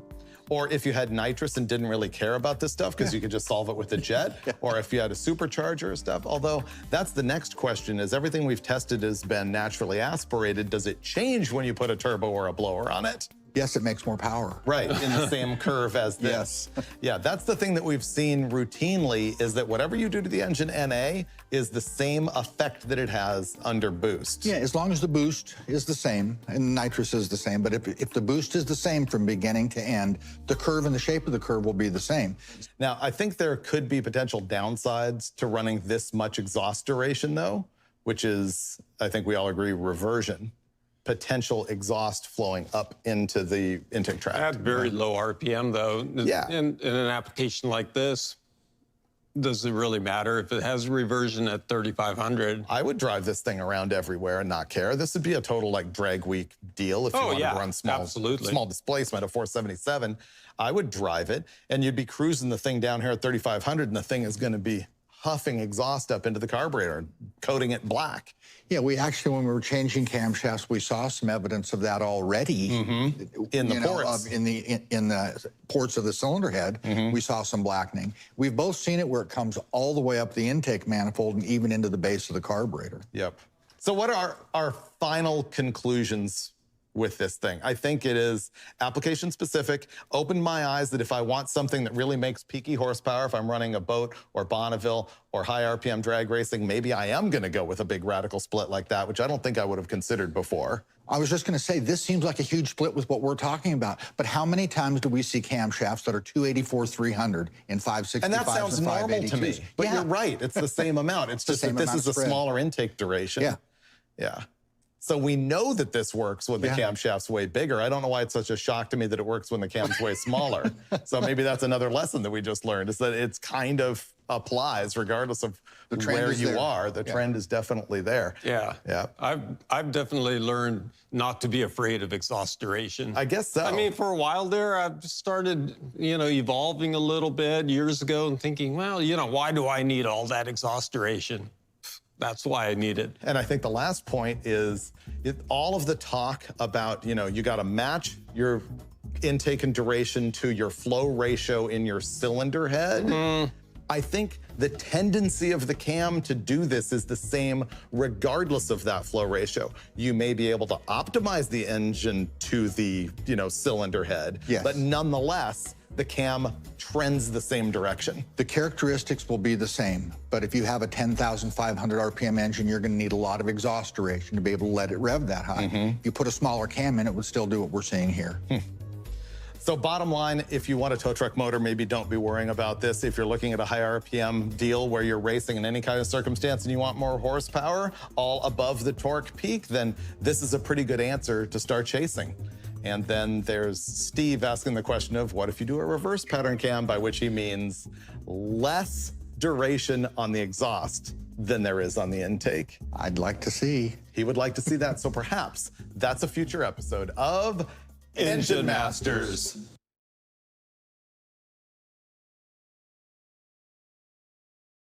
Step tube headers, merge collectors. Is it like super exhaust magic power making? Or is it just sort of eh? Well, we're gonna try them out this time on Engine Masters.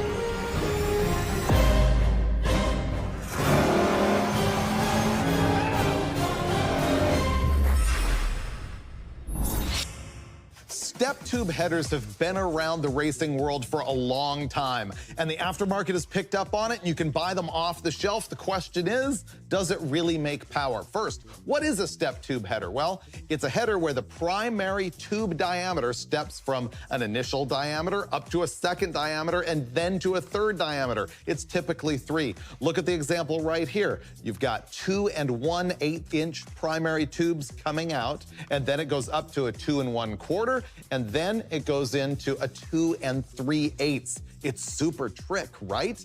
Well, the thing is, we don't really know. There's a lot of theories about why this would work, and when I sit down with Steve Brule and Steve Dulcich, we're gonna go through what those theories are. But the whole point of the episode is to find out if it really trends toward making a difference, especially with an off-the-shelf header. Here's how we're gonna do that. We're gonna take our engine that I'll explain to you in a minute, and we're gonna run it with 4 different sets of headers.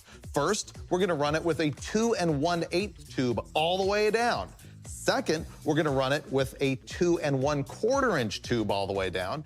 And third, the 2 3/8 tube. And finally, we will install the header that mixes them all up into one sort of smorgasbord of header greatness. And so that's how we're gonna find out if that works. But then there's another step. The merge collector is another doohickey that comes from the race world that's now available right off the shelf from the aftermarket. We'll explain this later in the episode and find out if that is gonna help us out or not. Here's the engine that we're gonna be doing all of this with. It is one of our favorites. It is a 598 cubic inch big block Chevy. That much shy of 600 cubic inches, and it's done in a stock deck height block. It's all from Blueprint Engines, or the short block is anyway. It is a 4,600 bore and a 4,500 stroke. That's a lot of cubic inches in a fairly compact package. It's only 10-to-1 compression. It runs on 91 octane. The camshaft in it is a Crane solid roller, 274 degrees of duration at 50 on the intake, 284 on the exhaust. The cylinder heads are straight out of Brodix, and they are a 365cc deal. And they're unique because they are an oval port. They have a matching Brodix intake manifold, which is also perfectly matched to those oval ports in the cylinder heads. We expect this thing to make in excess of 800 horsepower, and it's gonna do it at a fairly low RPM, but it's moving enough air and it's making enough grunt that we're hoping that if these headers make like a small percentage of change, that we'll be able to see it, because a small percentage of a big number like 800 horsepower turns into something measurable and visual on the dyno graph. All right, let me sit down with the Steves, and once again, I'm gonna ask them about the theories of the stepped header. Then we're gonna rip into it, check all those other 3 header sizes, go to the stepped header, and finally go to the merge collector and find out what happens. So I wanted to get your guys' ideas on sort of the major theories that I have read about why stepped headers might work. And the first and biggest one, the one that's like in engineering treatises, you can actually like buy computer programs to sort this out, is that at each step, there is a reflected wave induced, or a rarefaction right there as the gases pass through the step, and that changes the tuned length of that sonic wave that goes back and forth in the exhaust and helps the extraction and the pulling in of the air fuel and all of that. That's what you call a stare down. Really, I'm not doubting the fact that you may generate something, but I'm not sure how significant or powerful that reflection is. Yeah, because I don't know. It seems like obviously there's a wave when the gases go out the end of an open pipe, but really just in a little step, what would be the amplitude of that wave be, right? That's the multi-million-dollar question here. The other interesting one is that theoretically, in an ideal world, you wouldn't have a step header, you would have a big megaphone. It would just progressively get larger and larger and larger. But the argument about the big tapered megaphone is that it affects the reflected wave and amplifies it on the way back, and therefore amplifies it also on the induced wave in order to have a greater effect. So going back to the first one, we had the question of amplitude, and you're saying that the cone will give you the maximum amplitude, but is it just one reflected wave, which is normally what you would expect up a primary tube? I don't know. Yeah. Yep. They were on the Munster Mobile, so I think they're cool. Boom! That's a good idea. I like that. That was a good pull.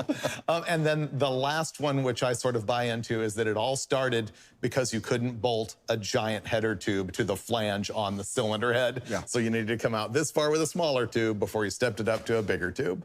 Yeah. So that's all sort of the engineering stuff behind this, and clearly there's a truth to all of it. The question is, does it apply to your life, and will you ever figure it out in your under chassis header on your car with your particular cylinder head, camshaft, intake manifold, everything else? And so what we're really trying to do here is see if we can spot a trend of any kind.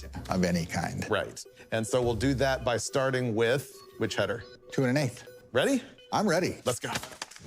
Brule just left to go fire up the 598 big block. What we're gonna do is run the 2 1/8" header, then the 2 1/4, and then the 2 3/8, and then we'll come out, sit down, and see the results.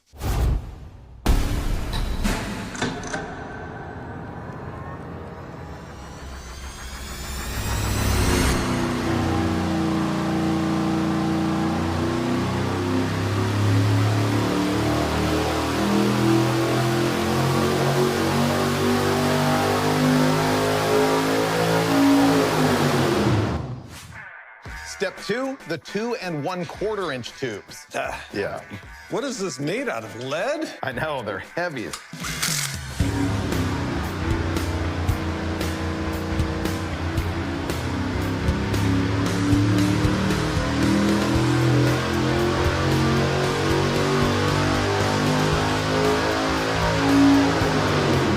Now we're in the middle of installing the 2 3/8" header. Look how much bigger the hole in the header is than the actual exhaust port.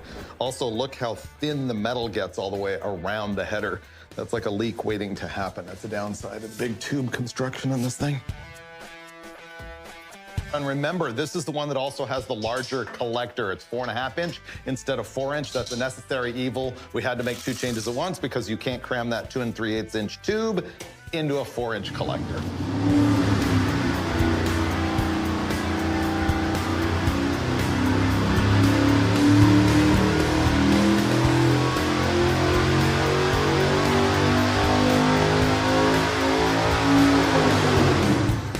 From watching the data flash by here on the screen, Dulcich and I had eyebrows raised. There's something strange going on. Yeah. So we're gonna have to have a look at that, and then we will show you the graphs because I think it's not what we expected.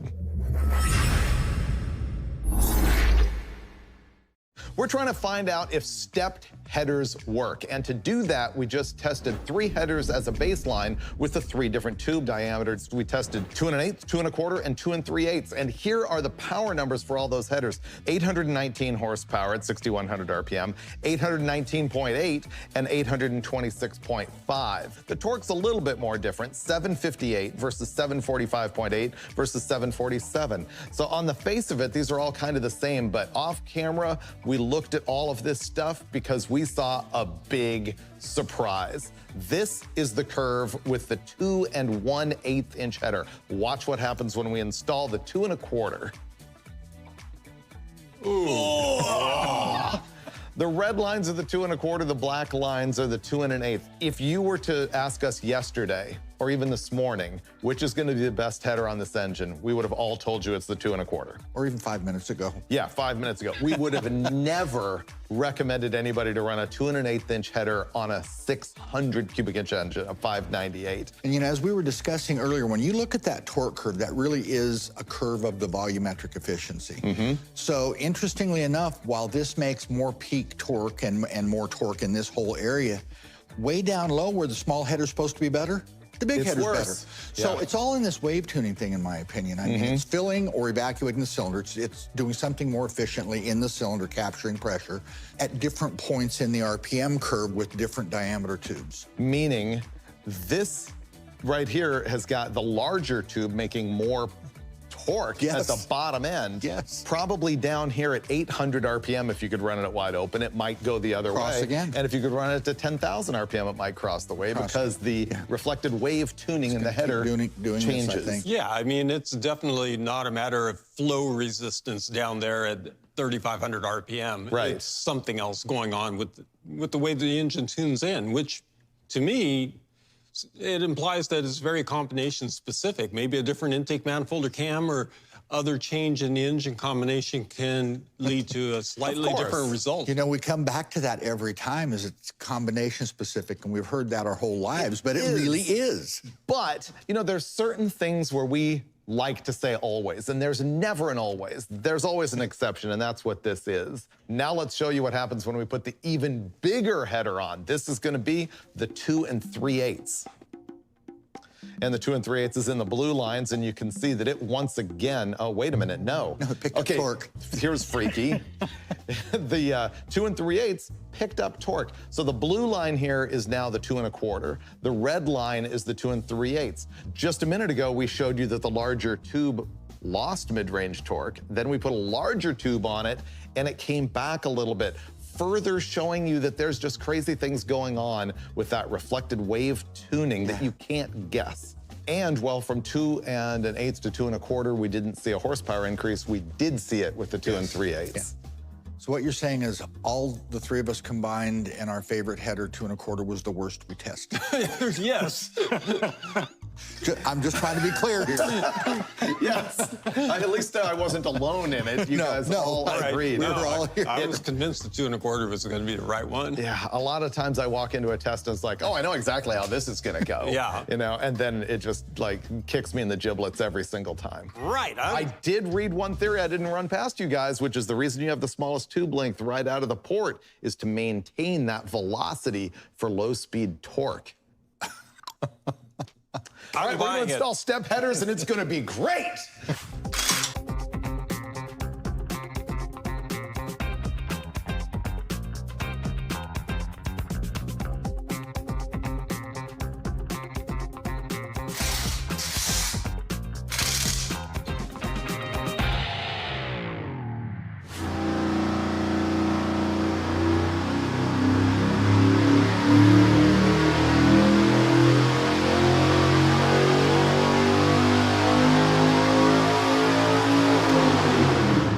What do you think, Steve? I really couldn't tell. Don't know. It seemed good, and then it seemed bad, and then it seemed great, and then it seemed terrible. So somewhere in that range. We're trying to find out if step headers can be the magic trick for performance. Before we tested, I said we're gonna find out if it's the best of both worlds, the worst of both worlds, or of all three worlds, or if it's inconclusive. And I can now tell you, it's virtually the worst of all worlds in this particular test. It made 828.8 horsepower, which granted is Pretty like good. 2 better than anything else we've tested, but you'll find out you don't care. And the torque on this is 745.8 pound-feet. Now look what happens when we compare this to what? You want to go with the 2 3/8? Yes. Yeah, or do you want to go with our best header thus far, which is the 2 1/8? We better go 2 3/8. Okay, let's have a look at the 2 3/8.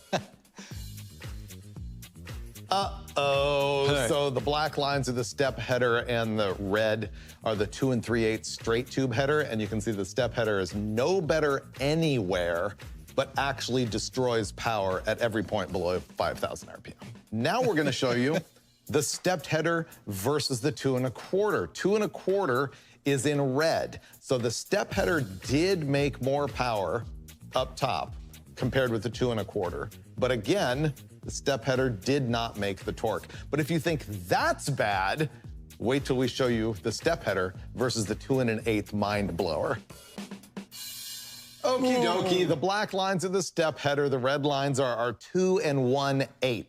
You can see the step header, which performed about the same as the 2 3/8 all the way up on the top, is making more horsepower, but wow, did it give up a lot of torque until you get all the way back down here, in which case the step header is better. I mean, this is really confusing to me, kind of the trends that we're seeing or not seeing. I mean, this might be I don't know, some application in some race car, but God, you just give up so much everywhere. It's just the wrong thing to do. Well, but I think the answer specifically with the stepped header is there's no science in it at all. Basically, manufacturing determined where they were going to put the steps in, and they're not at all tuned for this application. I think if you wanted to have any hope of working with a stepped header, you would need to dyno test over and over and over and experiment with the links. You could start with one of those computer programs with the flow dynamics and the rarefaction, all that stuff. I think you gotta test it to know. We know nothing. Here's the next tidbit of information I have, and this is from a, I will say, incredibly reliable source. Modern pro stock cars with their naturally aspirated 500 cubic inch engines, many of them use step headers. You know what they all use? What? Merge collectors. Yeah, no. They do. And so the next thing that we're gonna do is pick a header, and I'll show you all about what a merge collector is, but let's decide amongst ourselves which header are we gonna try it on. I mean, we only have it for the two bigger headers because we never saw the thing about the 2 1/8 being best. I know which one I want to see. Put it on the 2 3/8? Yes. You wanna put it on the 2 3/8 because it made the most horsepower? Yeah, Sure, the I'll go other there. aspect that I want to see is that merge collector going to pick up that torque deficit down in the mid-range and yet still make the same top end? And like, maybe that would be the best of both worlds. There's lots of theories about them. There's also a lot of detail about them. So we're gonna go in the cell, install the 2 3/8 inch header, and I'm gonna show you what a merge collector is and why it may or may not matter. This is a merge collector. Let me show you what makes this different. If you look down on this header, you can see that all the tubes come straight into it. They gather, all flowing this direction, and then there's a perfectly straight pipe that comes out of them. Meanwhile, the merge collector, once again, has where all the tubes go in, but then they pinch down to a restriction that then tapers back up and out. The other thing about them is that they've got a sort of cone in the middle of all 4 of the tubes to sort of, I don't know, modify the flow as it comes out right there. You can see it deep inside there. So why would they do this? Well, considering the normal header, here's what happens. Each pipe just ends in there, and when it stops, it takes that high velocity, high pressure gas and boom, goes to a low pressure area, which tends to stall the flow. Whereas this, they all come together, it creates a high pressure area right here, the idea being that it will continue to accelerate the flow. It's almost like a Venturi. Putting all the high pressure area through a restriction maintains the airspeed. Now it's more complicated than that. There's a whole bunch of stuff that you can read about it. I gotta be honest, if these are gonna work at all, it's gonna be with a lot of dyno testing. What we're gonna do is just install this off-the-shelf Dynatec unit right here. Next, we're gonna change the headers back to our 2 3/8 inch straight tubes, and then Troy is gonna hack the collectors off, and we're gonna install these. Now, the one other thing I must point out is when we do it, we're gonna end up with a shorter overall collector, and we do know that that tends to hurt bottom end torque even more, which is why I gotta be honest, this is not gonna be a super conclusive test. It's just a big curiosity. Let's get into it.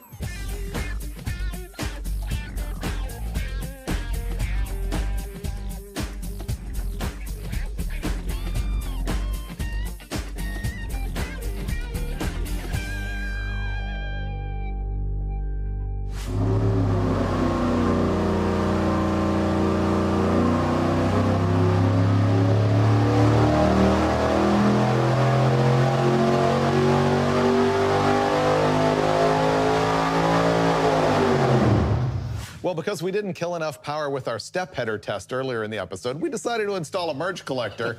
And can we have a look? Here are the final power numbers with the merge collector. It is 826.2 horsepower at 6,200 RPM and 740.6 pound-feet of torque at 5,300 RPM, which, you know what? This is actually not a bad-looking curve until you compare it to before. So you got to pull up, what would it be, C test with the 2 3/8 inch header. With a standard collector.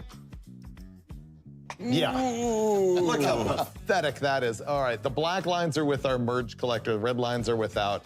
The merge collector is an incredible failure, but I won't say that's a categoric answer for all merge collectors. It's the fact that it was an off-the-shelf unit. There was nothing scientific about it, and it significantly shortened the collector length, which is probably part of the torque. Especially kill. down at the very, very, very bottom of the test where they're the same, actually. Yeah. So Right never there. mind. This is what I call monkey see, monkey do math. As long as somebody else did it, then it must work, and so I better try it too. Can you call up this test with the merge and compare it to our best header, which is the 2 1/8? Wow, is that devastatingly bad. Wow, the red lines are where we started the beginning of the show with the 2 1/8 inch header that we didn't think was going to work. And yes, we did end up finding some horsepower above 6,000 RPM by a few numbers.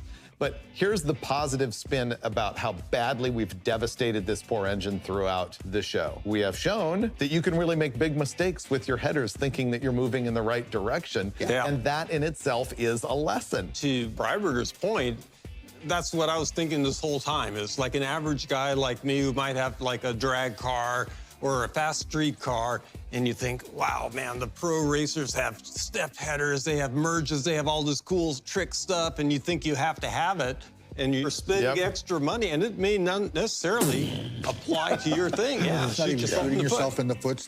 That's shooting your leg off. Yeah, it really is. You know what, though? I think that's what the show's about. We test a lot of theories. Sometimes we bust myths. Sometimes we just do shootouts and find like what the best parts are. But the thing is, we learn something every single time, just how we have done for 8 seasons on Engine Masters.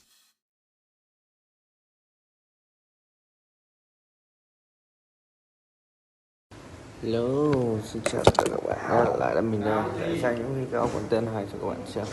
Các bạn ơi, các bạn thấy hay hãy like, comment, subscribe, hãy cảm ơn các bạn đã theo dõi kênh. Thank you các bạn nha, ok là nha. Bao nhiêu? Điêu ngày có 20 tập.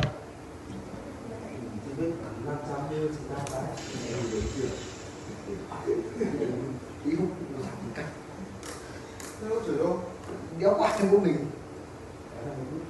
Mình đi phát triển ngoại, thế là ít rồi. Vương cháu đạo xong. Nay tính đòn.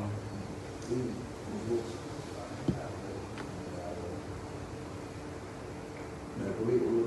Hay phết nhỉ, chạy xanh cái em.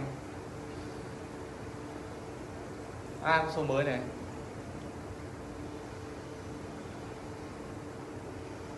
Sao nhìn gậy thế nhỉ? Đấy, đã có sâu à, đã Cái bị luôn. Đang ở phòng đấy. Bạn đâu đấy? Nắng à? Ok. ô u o cái nào mà Đói à? đói Ô. Cứ đi ăn đầu lên kia này. Hả? Ăn cậu. Cứ đi không? Ăn rồi xong rồi mai ăn có. đi ăn quán mới này chỗ tuyến này Đi đợi cho đi chị Bích ăn không? đi ăn cơm ăn canh rồi. Đi ăn đậu đi, em đói lắm rồi. Chị ăn vừa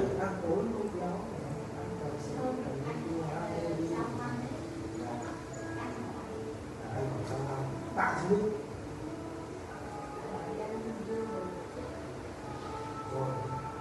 Cho con bánh ấy không? Bánh mì để anh hỏi nó xem nó có con bánh mì không? Hả? Thôi à? Tưởng ăn đặt mấy cái thì xem.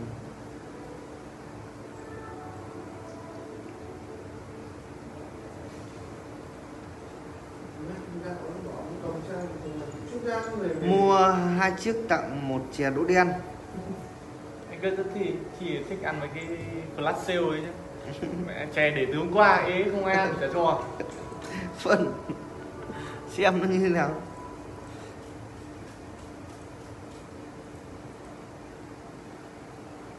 Một môi mờ ngàn niềm tao nói cuối Đâu. Bánh mì nó ra gì không thấy nó tẩm nướng ngon lắm. Không phải là giờ anh đói anh thấy gì chẳng ngon. Giờ tôi biết ở trên chỗ Bầu Sứ nó mới mở quán bún đậu. Ô, Horsepower makes heat. This time on Engine Masters, we're going to show you how to love that power by keeping your cool. Quick này ra 25 bao giờ nhỉ? Bắn lên chưa luôn chưa cô nhỉ? À. Để bắn nháp luôn tập nhỉ? Ăn một tập lên chưa? Mẹ tối nữa đỡ mãi. Anh rảnh thì anh ngồi chưa?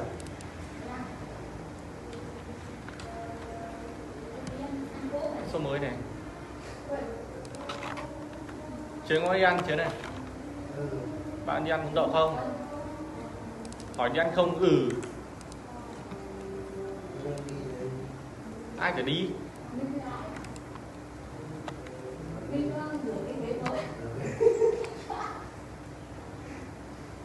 Mình chỉ biết còn bao thì nếu mình cũng đang chạm mà chỉ biết có thôi gì có chục cái là lãi nhảm lắm.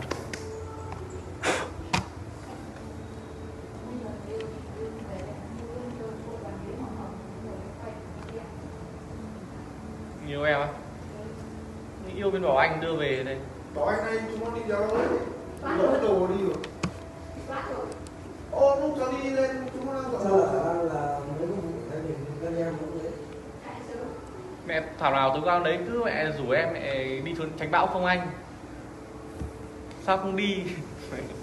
Hỏng rồi. Sao mình vào cuồng?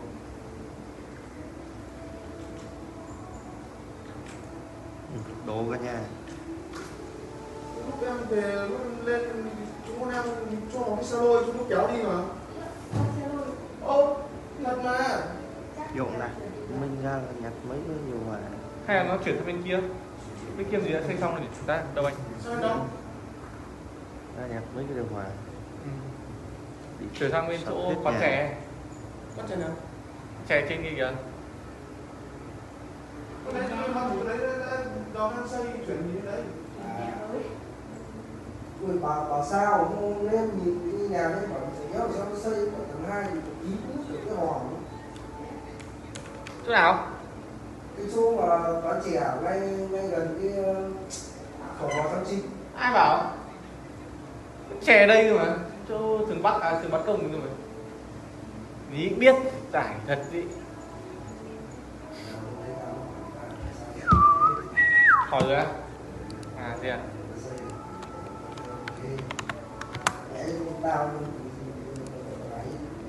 Chỗ nào cũng biết tài thật như ruồi nào không?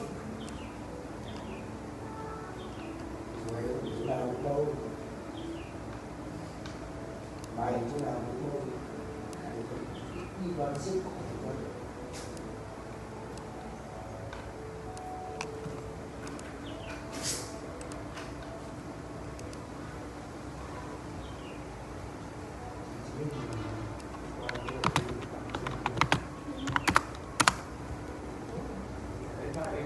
Có giảm 2 củ một đó, bọn tao quay con người ta quay nhiều hơn mày quay nhiều. Một ngày dùng hết tầm khoảng 40 kem.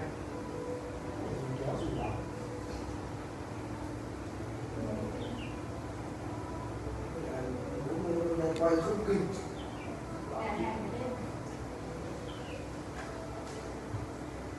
Bốn mươi con em có cái 30 phút 20 tiếng 20 tiếng chỉ quay.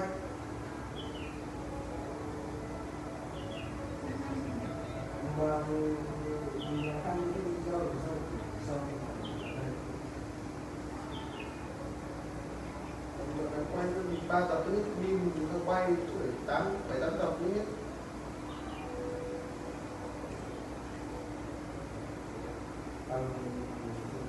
Quay trên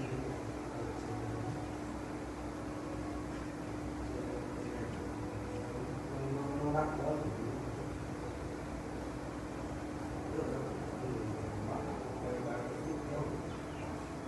mày cứ thoát ra thì gửi vào mắt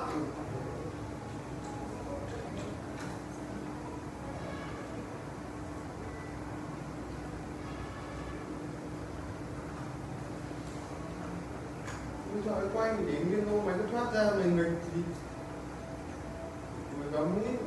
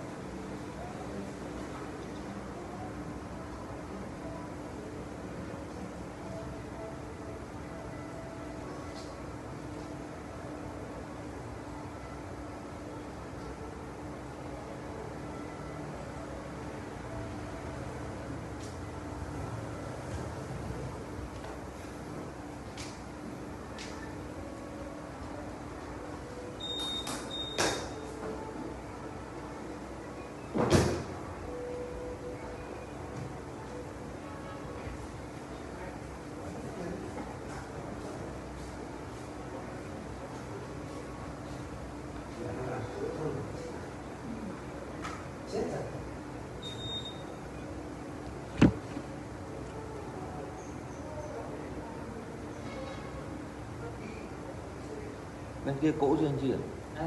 Bên này cỗ chưa?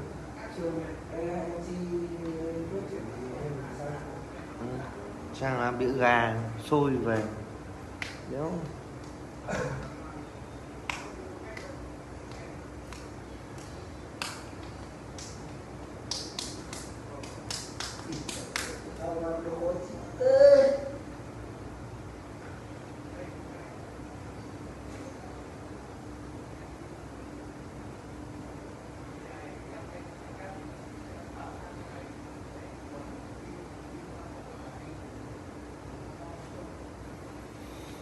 xin chào và hẹn gặp lại các bạn nhé. Mình sẽ kết thúc video tại đây. Cảm ơn các bạn đã theo dõi clip của mình.